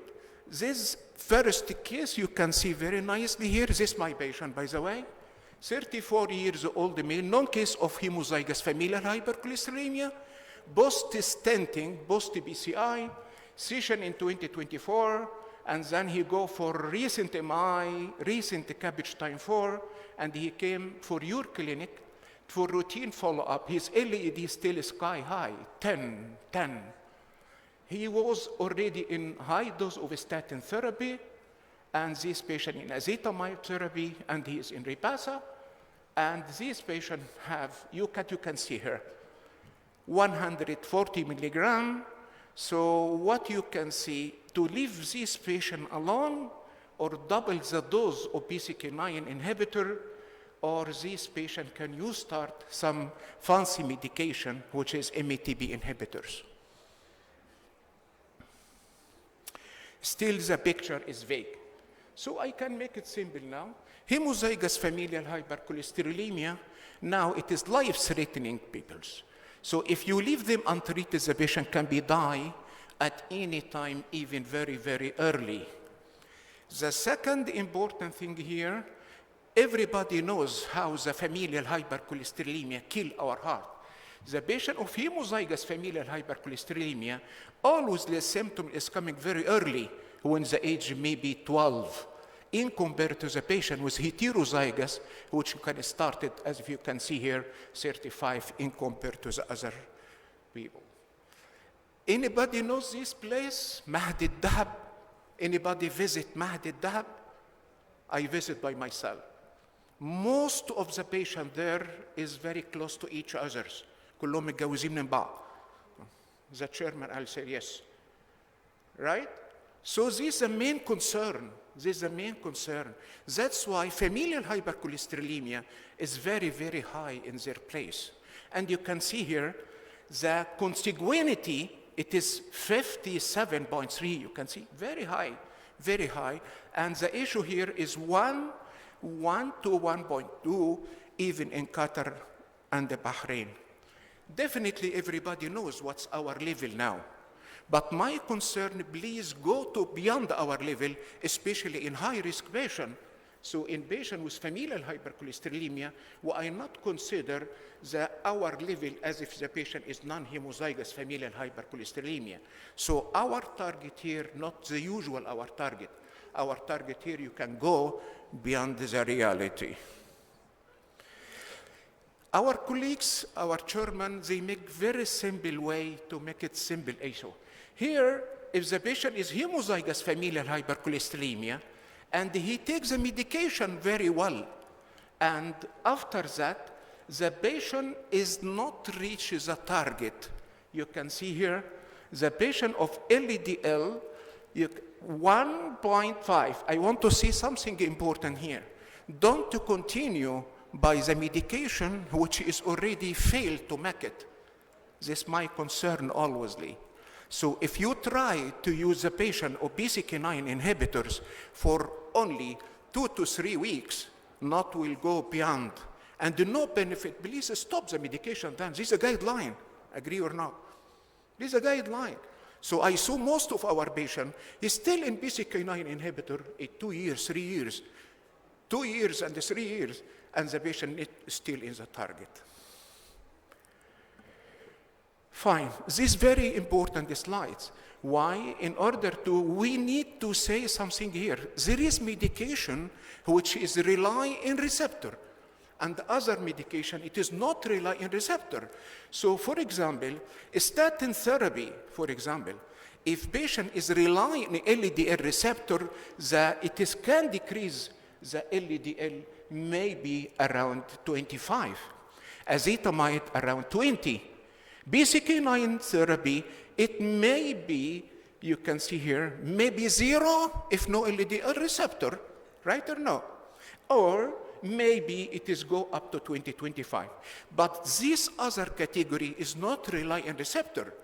That's why we say widely for everybody, use the clinic of lipids. Please don't go by PCSK9 inhibitor if he fail in front of you. Right or no? So we need to make it for this fancy medication. Why? In order to this, not rely on the LDL receptor. Right? This is exactly what selabutamide act. Act in 2 ways, liver cell pathway and the intestinal pathway. In lipid pathway, it is kill the arm of very low density lipoprotein. In intestinal way, it is kill what you can say chylomacron. So the end of the day, no any harm LDL go to our circulation. It's very fancy mechanism, not rely on receptor. This is exactly what medication is. We start by 5 and 20, and in my clinic alone, we have family. I don't have patient by patient. I have family, 4 of these family in the medication. So it is classical homozygous familial hypercholesterolemia. Most of these patients MI at 13 years old, he's MI'd. And then after that, he make coronary artery bypass surgery, but not simple coronary artery bypass surgery. He make sternotomy simply, and then he remove the aortic valve and remove all the root due to atherosclerotic, which is called Bentall surgery, which is very difficult to be used. Cardiologists know what I mean. Fine. Here, this fiscally trial to say something important about design is this very good study. Why? In order that it is continue in lobetomide therapy, start by 5, end by 60, and then go through to long-term extension, and the extension now beyond the 5 years. You can see here, started from here and end by this one, and the end result, what you can say, 1 to 6 weeks, 1 to 6 weeks. And there's a finding, the LDL dramatically decreased, as if you want to see, maybe they're more than 50%. And again, it is continue be decreased to the end of the study, which is cross 50 week now. Lastly, the side effect, everybody knows about side effect, which is mainly GI. And the lipidologists know how to deal with this subject. Second important thing here, more than 65% reduction in LDL level with lobetomide from data from Italy. You can see here, more sky-high LDL, your medication is become more perfect. Lobetomide average dose here is 19, not the maximum dose. Another study here from Europe is exactly approximately the same. They mentioned very nicely, if you go by lobetomide therapy, more than 50% reduction of LDL. This LDL, again, for lobetomide therapy, is decreasing from 68.2, and if it is from baseline to last visit, and from patient to nadir is 66.5. Lastly, in the 9 data, which is came fully, you say most of the patient which is go for, I say by big bowels, it is against dialysis. Patient of apheresis is like dialysis. So it is very hard to see this picture in order to, even if it is available in the very flow, and if the straight is more, maybe from Riyadh only. But I'm very ashamed to see patient make a transplantation. I can say more than transplantation. So LDL again, apheresis, as if you can see, it is very hectic, and it is not reaches the patient from baseline to down, which is very harming the patients. Homozygous familial hypercholesterolemia review here, again, it is more than 50%, and this from local, from our colleague, Dr. Hawazin. Second thing, you can make it easy. It is not issue now, is decade. And the Saudi FDA has approved it from 2021 till now. And we have a lot of patients now. Dr. Fakhri knows more than me. Fine. I will answer my tips and tricks very quickly. We think the time came, so from now on you can see most of the newly married patients, they will not go except will make the pre-material test for familial hypercholesterolemia. Second thing, all of our Gulf area, it is consistent with internationally and the MI, but we can say, no, it is not like hand of homozygous familial hypercholesterolemia in the same privilege. So the first statement is correct while the second is totally wrong. Second thing is, this picture is classical, but I want to inform you, if you see this patient in your clinic, please, his LED is more than 10. So don't wait till this tragic effect. Peripheral arterial disease is now. The first important coming alwaysly is angiogram, maybe, and this angio, You can see here, it's important for everybody. Always the MI coming early. Peripheral arterial disease is coming very late. So if your patient coming to you by advanced peripheral artery disease and he's young, please consider familial hypercholesterolemia. Response of lower lipiding therapy in patients with homozygous familial hypercholesterolemia approximately the same? Definitely is no. You can see here. The patients with statin therapy, even high-intensity statin therapy, is go by less than 10% or 25% max in the patient with homozygous familial hypercholesterolemia. Patient with bile acid, it is only 10%. Absorption inhibitor, 10%. Nicotinic acid, again 10%. BCK9 is maybe around 20 to 30%. So the 2023 guideline, they mention that our target in extremely high-risk patient, it is not less than 55, as if everybody knows. No, less. It's less than 40, meaning 1 milligram. This is our cardiologist guideline.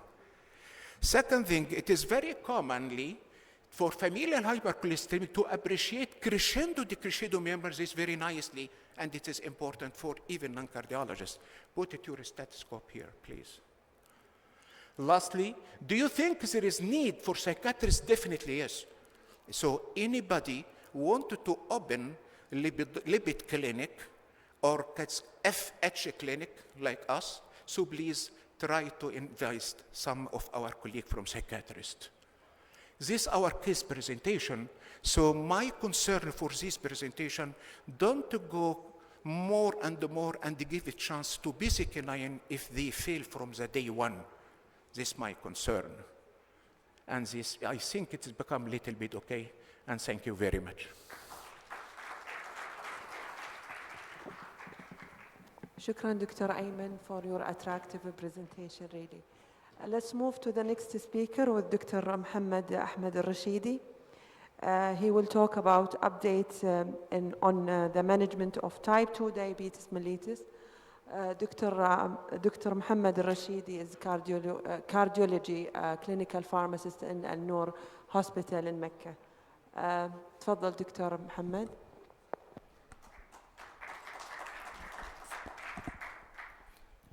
السلام عليكم ورحمة الله وبركاته. في البداية حاب أشكر الزملاء بتجمع صحيح هائل على الدعوة الكريمة والانضمام إلى كوكبة من الزملاء في الصيدلة الكلينيكية في تقديم الجلسات العلمية. طيب.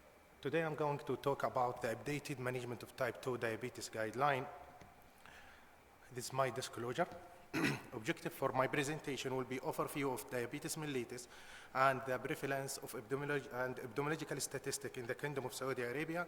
Then there will be overview for pharmacological recommendation and last updated guideline in 2025. Then there will be overview for landmark trial for heart failure and chronic kidney disease in patients with type 2 diabetes mellitus. As we know, the diabetes mellitus is one of the leading cause of mortality and morbidity in the world and in the Kingdom of Saudi Arabia, and the Kingdom is ranking among the top 10 countries globally in the term of diabetes mellitus, and the prevalence it's projected to be among the top of 5 countries for type 2 diabetes by 2030.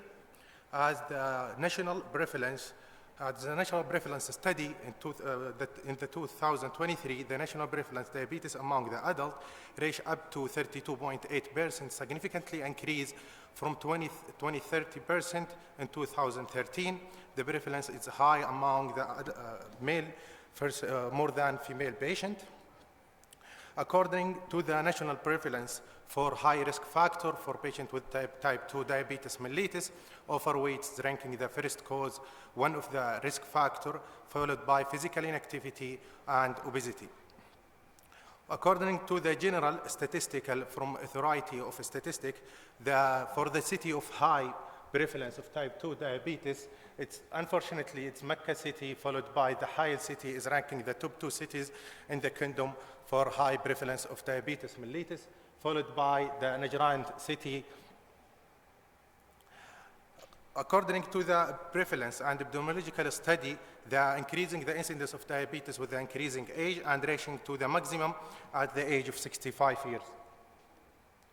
For screening of type 2 diabetes mellitus, according to the clinical practice guideline from Saudi, the screening should be for all according to the epidemiological evidence for the risk factor of type 2 diabetes, the obesity and sedentary life. It's cost effective to screen all population above the age of 35, and repeating of testing of the patient level is normal after 3 years, and the patient with pre-diabetes should be tested yearly. Women with a history of gestational diabetes should be tested for every 3 years lifelong. The most common diagnostic test used for patients with type 2 diabetes, there are several ways for diagnosis of type 2 diabetes, which including the hemoglobin A1C, fasting blood glucose, 2-hour glucose random glucose level for the patient with hyperglycemic symptoms.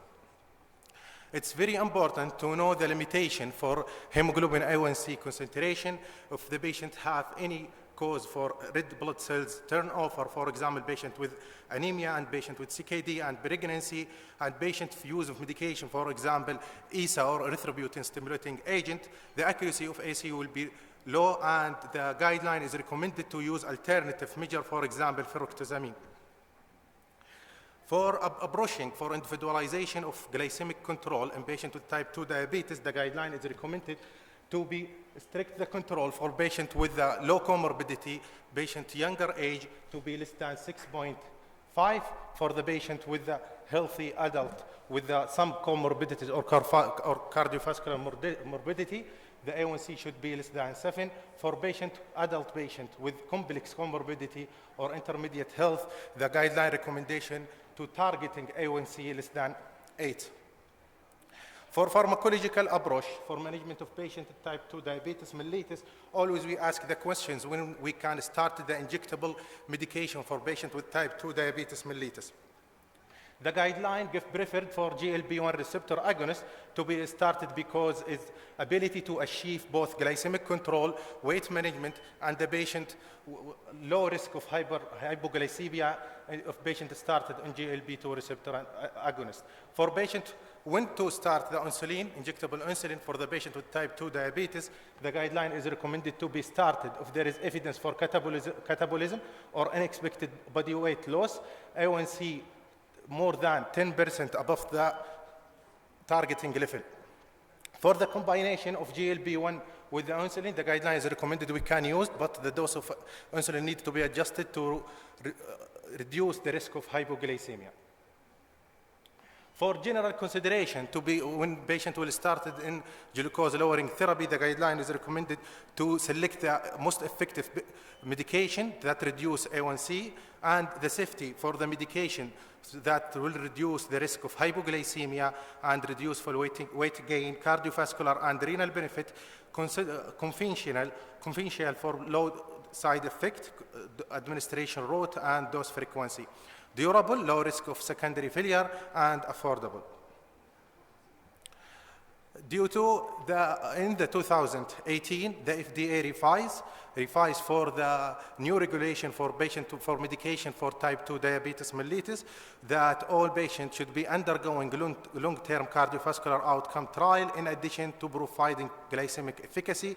After this regulation, new medication for lower glucose lowering therapy classes like DPP-4 for example sitagliptin, saxagliptin, and GLP-1 receptor agonist SGLT2 are become available and established in the treatment of type 2 diabetes mellitus.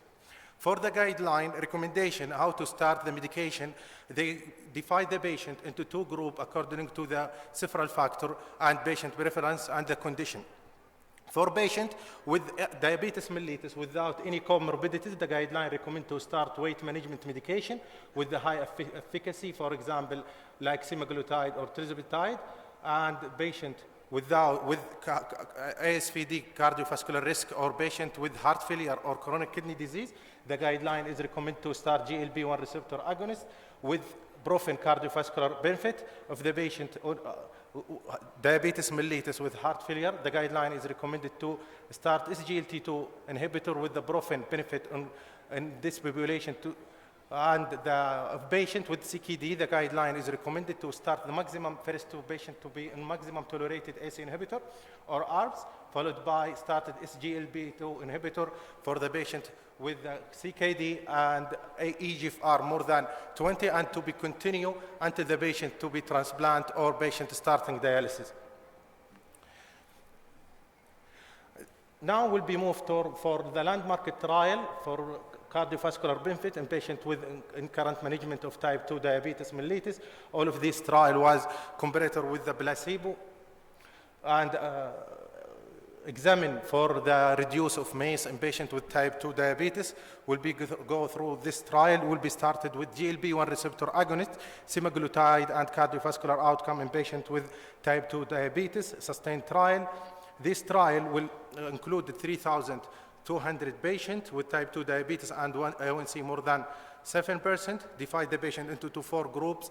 Patient will be received semaglutide 0.5 weekly, and the other group will be received semaglutide 1 milligram weekly. The other placebo group will be received same dose. The primary outcome is composite of measure of MACE for cardiovascular death, non-fatal myocardial infarction, and non-fatal stroke.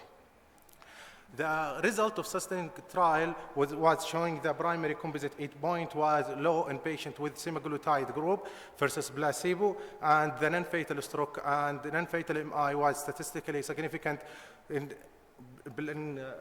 semaglutide group versus placebo group.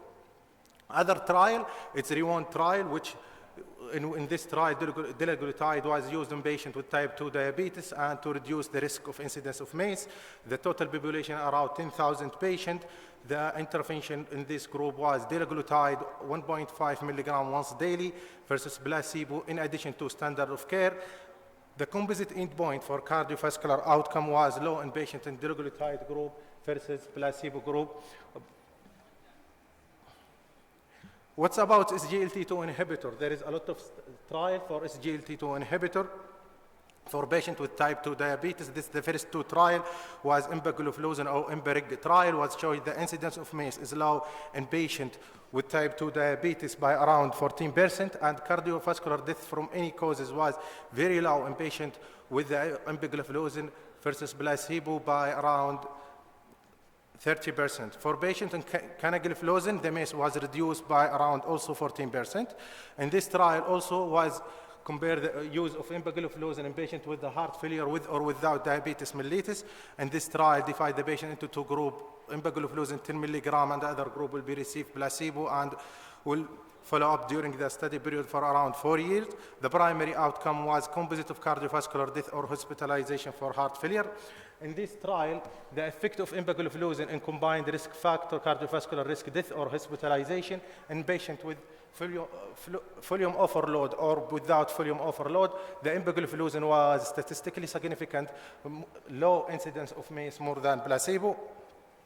And in this, and also for hospitalization for heart failure, the empagliflozin showing statistically significant lower risk for hospitalization when compared with the placebo. What's about DDB4? We have 4 market trial, allogliptin, sitagliptin, and sitagliptin and linaglutide. For both sitagliptin and linaglutide, they have natural effect in patients with cardiovascular effect and doesn't decrease MACE. For 2 groups, for 2 other medications, sitagliptin and allogliptin, will increase the incidence of heart failure hospitalization, and the new guideline and FDA recommend not to use in patients with heart failure or chronic kidney disease because it would lead for hospitalization. For linagliptin, it's more safe than other group in patients with chronic kidney disease and no need for dose adjustment in this group of patients. What's about chronic kidney disease? Chronic kidney disease, diabetic kidney disease is typically developed after diabetes duration of 10 years in type 1 diabetes and about around maybe at present of diagnosed type 2 diabetes, maybe the patients they have CKD.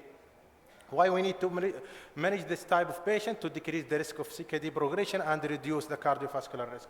We have a lot of trial. We have 3 trials for SGLT2 inhibitor for patients with the CKD. All of these trial was double-blind, placebo-controlled, multi-center trial, RCT.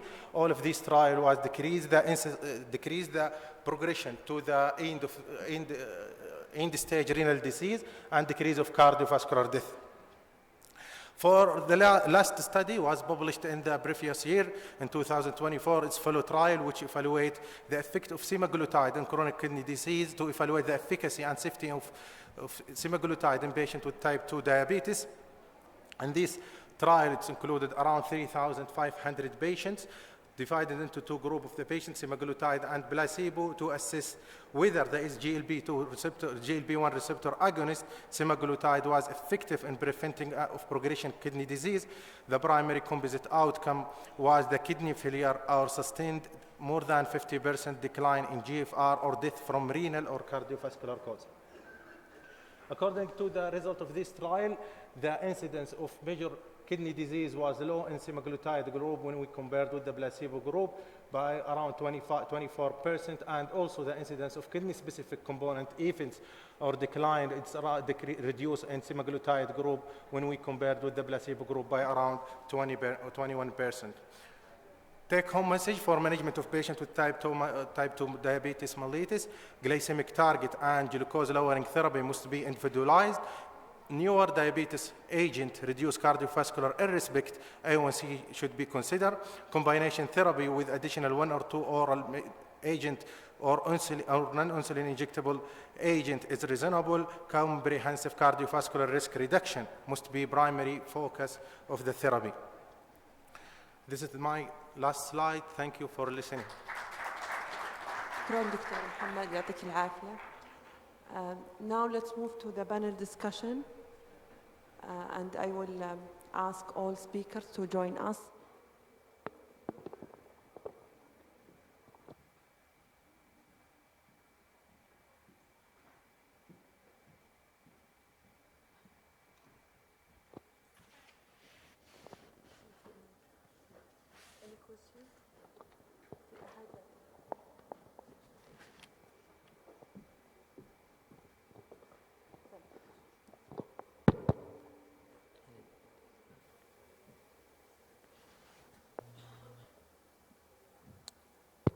Thank you all for your nice and informative presentation.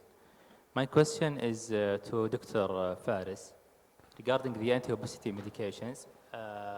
Regarding the semaglutide, as we know, there are 2 brands for the semaglutide. We have the Ozempic, which is approved for the diabetes, and we have also Wegovy, which is approved for the obesity. So, for example, in our formulary, we have the Ozempic. And at the same time, we use it for the diabetes and also for the weight gain. Do you think that we need to have the both formulation in the formulary, despite the only difference that regarding the Wegovy that it has higher strength, which is the 2.4? Or is it going to be enough to continue with Ozempic and to use it also for weight gain? Thank you.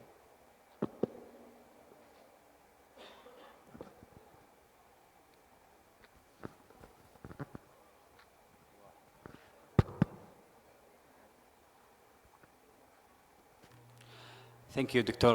Faisal, for your question. If I understand your question regarding the weight loss, there is no major benefit regarding the Wegovy when compared with the Ozempic. However, we have other option, as you see before, such as tirzepatide, which achieved higher weight loss than semaglutide because different mechanism of action. It works by dual action, GIP and GLP-1. If you asking about the other benefit, such as diabetes or other cardiovascular, I still have no clear point on the other factor. Regarding the obesity, I think Wegovy is enough. I would like to ask Dr. Faris if you can contribute as a pharmacy director, when you have the two options, you have Ozempic and we have Wegovy, will you consider adding the Wegovy while you have Ozempic in your formulary? Ozempic and Wegovy, which is both of them are semaglutide.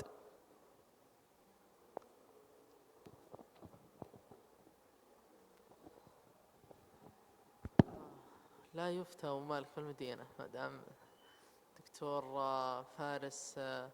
I agree with Dr. Faisal. This question has been raised to our pharmacy many times for considering both medications. I think one item is enough for the formulary. Sometimes you need the oral formulation, but I think there is no يعني scientific difference in terms of effectivenesses, so we can go with one formulation. So I would choose the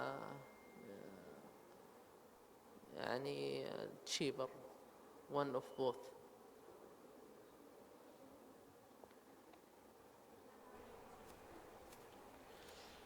I agree with you, Dr. Ali.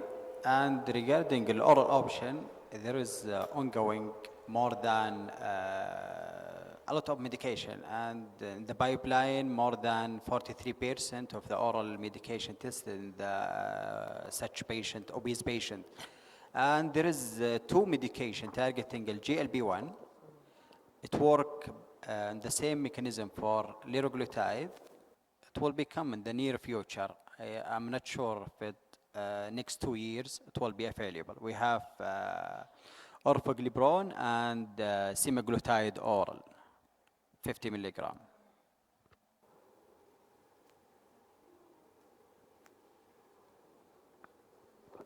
Dr. Marzouk, do you think we need to bring both injectable and oral? Definitely, we need that because having variety of options give us a better way to control blood glucose. Like if you want to go to Riyadh, you can go by plane and by car and by train. So whatever suits the patient, go with it. Some patient afraid of injection, so oral semaglutide, which is called Rybelsus, will be a good option. The Wegovy, he mentioned that it's a semaglutide but an injectable. The difference between semaglutide, the Ozempic, and Wegovy is the dose only. But regarding the oral semaglutide, which is called Rybelsus that we have, it's great to have many options. It's one of the suitable way because some, as I mentioned, that they're afraid of injection, so oral could be an option for them.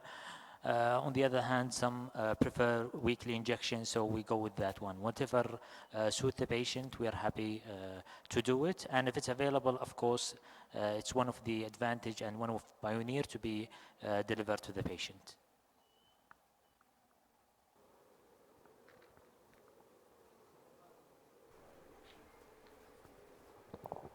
And Mike هنا تفضل. السلام عليكم ورحمة الله وبركاته. Thank you so much for very wonderful presentations. I have a question. My name is Fahad Al-Anizi, College of Medicine, University of Hail. I have a question to Dr. Marzouk. In one of his slides, he showed us the A1C was 7%.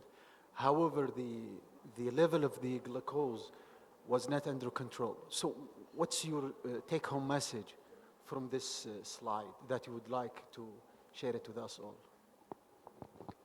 Okay, thank you for your question. Well, as we know that if we do have time and range, it's way better to assess the controlled blood glucose.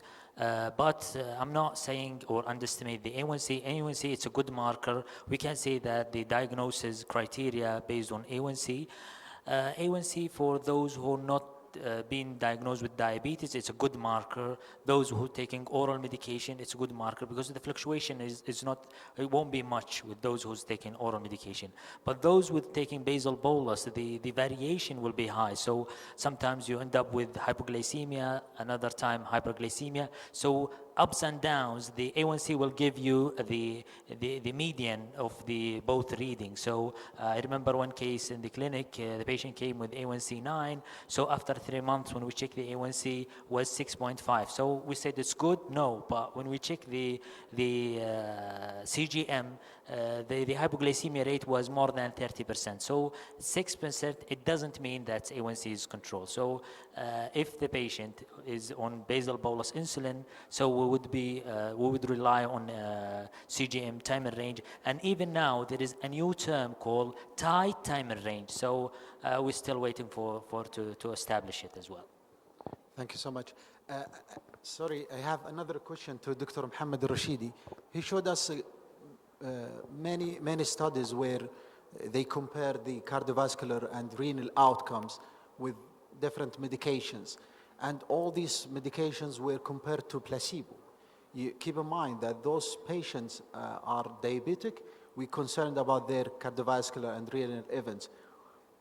Do you think, is it legal or it's ethically accepted to compare it with the placebo instead of compare it with best available drug?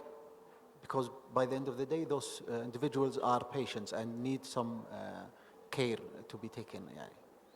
Thank you. Actually, I agree with you. If the comparator is active medication for glycemic for diabetes patients, it's better than placebo. But what we have in the evidence now, until now, it's most of the comparator it's placebo, not with the active comparator. I'm totally agree with you. It's better to be active comparator. It's better than placebo.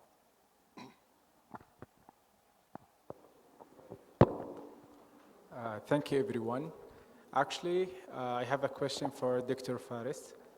It's about the GLBs, and what I see in the practices on a daily basis, there is a rebound rate. Once the patient stops taking the GLBs, he may gain more than the weight he lost it already. So how we could prevent this rebounding effect of GLBs? Thank you, Doctor, for your question. As you know, this medication, most of this medication work by stimulate a gut hormone, such as GLB-1, GIP, and glucagon. The gut hormone responsible for decrease satiety and increase nausea and decrease gastric emptying. Once a patient not adhere to this medication or not adhere, as you know, lifestyle is a part of the treatment. Medication alone not enough, and the lifestyle is a part of medication. Once a patient stop the medication and not adhere about life, the physiology of gut hormone, it will come back, and the patient will be high risk to developing a weight regain. So as you say before, the framework for obesity, it consists of agreement and between the patient and the healthcare provider about the goal of weight loss and the strategy how to adhere to the lifestyle modifications such as the dietary changes, exercise, and the behavioral therapy. Behavioral therapy is the cornerstone of lifestyle modification because the patient have to adhere and modify to the exercise and the food and any other causes that may stimulate or interfere with this plan. So adherence for lifestyle, medication not enough. It should be combined with the lifestyle, and the patient should be don't forget to follow up every 3 to 6 months to avoid the weight regain. So much. I want to only give some small kindly advice for our diabetologist. if any patient came from our hand to your hand, if you do mind, please don't stop SG2 inhibitor whatsoever. Excellent. And don't increase the dose to 25, either the DABA or AMBA or anything.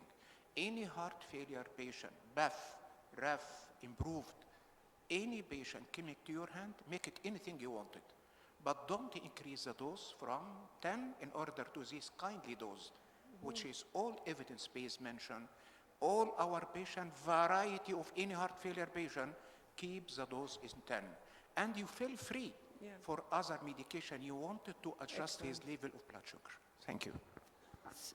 So you will recommend to take care about cardiac protection with the other factors?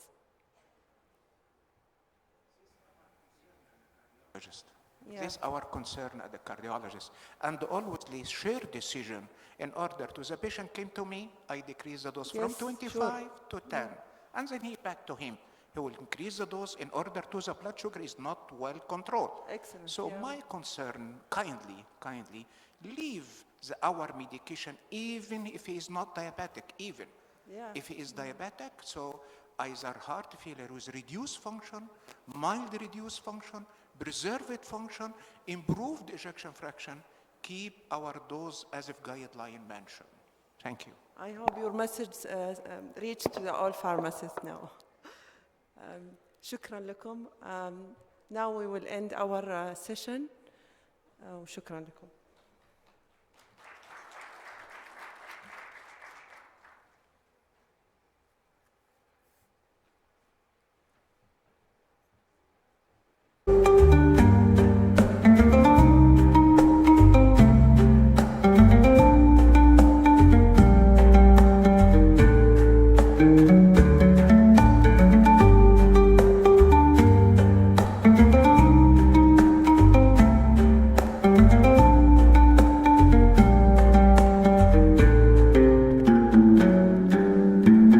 نشكر المتحدثين على هذه المعلومات القيمة، وأود أن أدعو الدكتور علي التبيناوي إلى المسرح لتكريمه.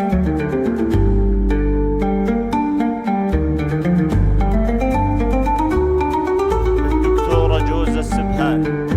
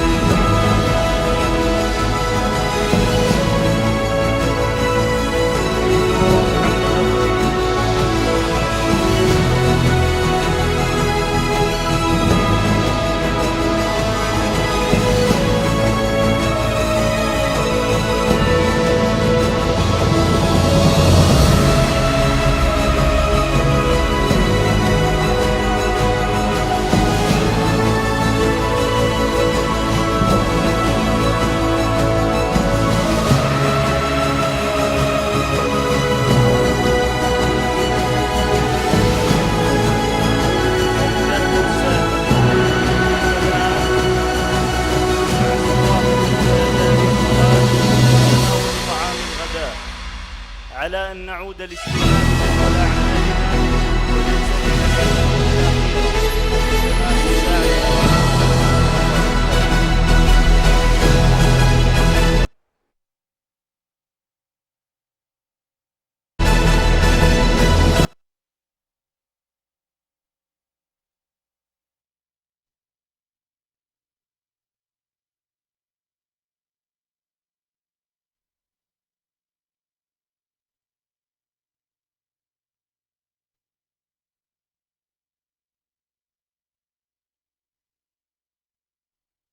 Thank you.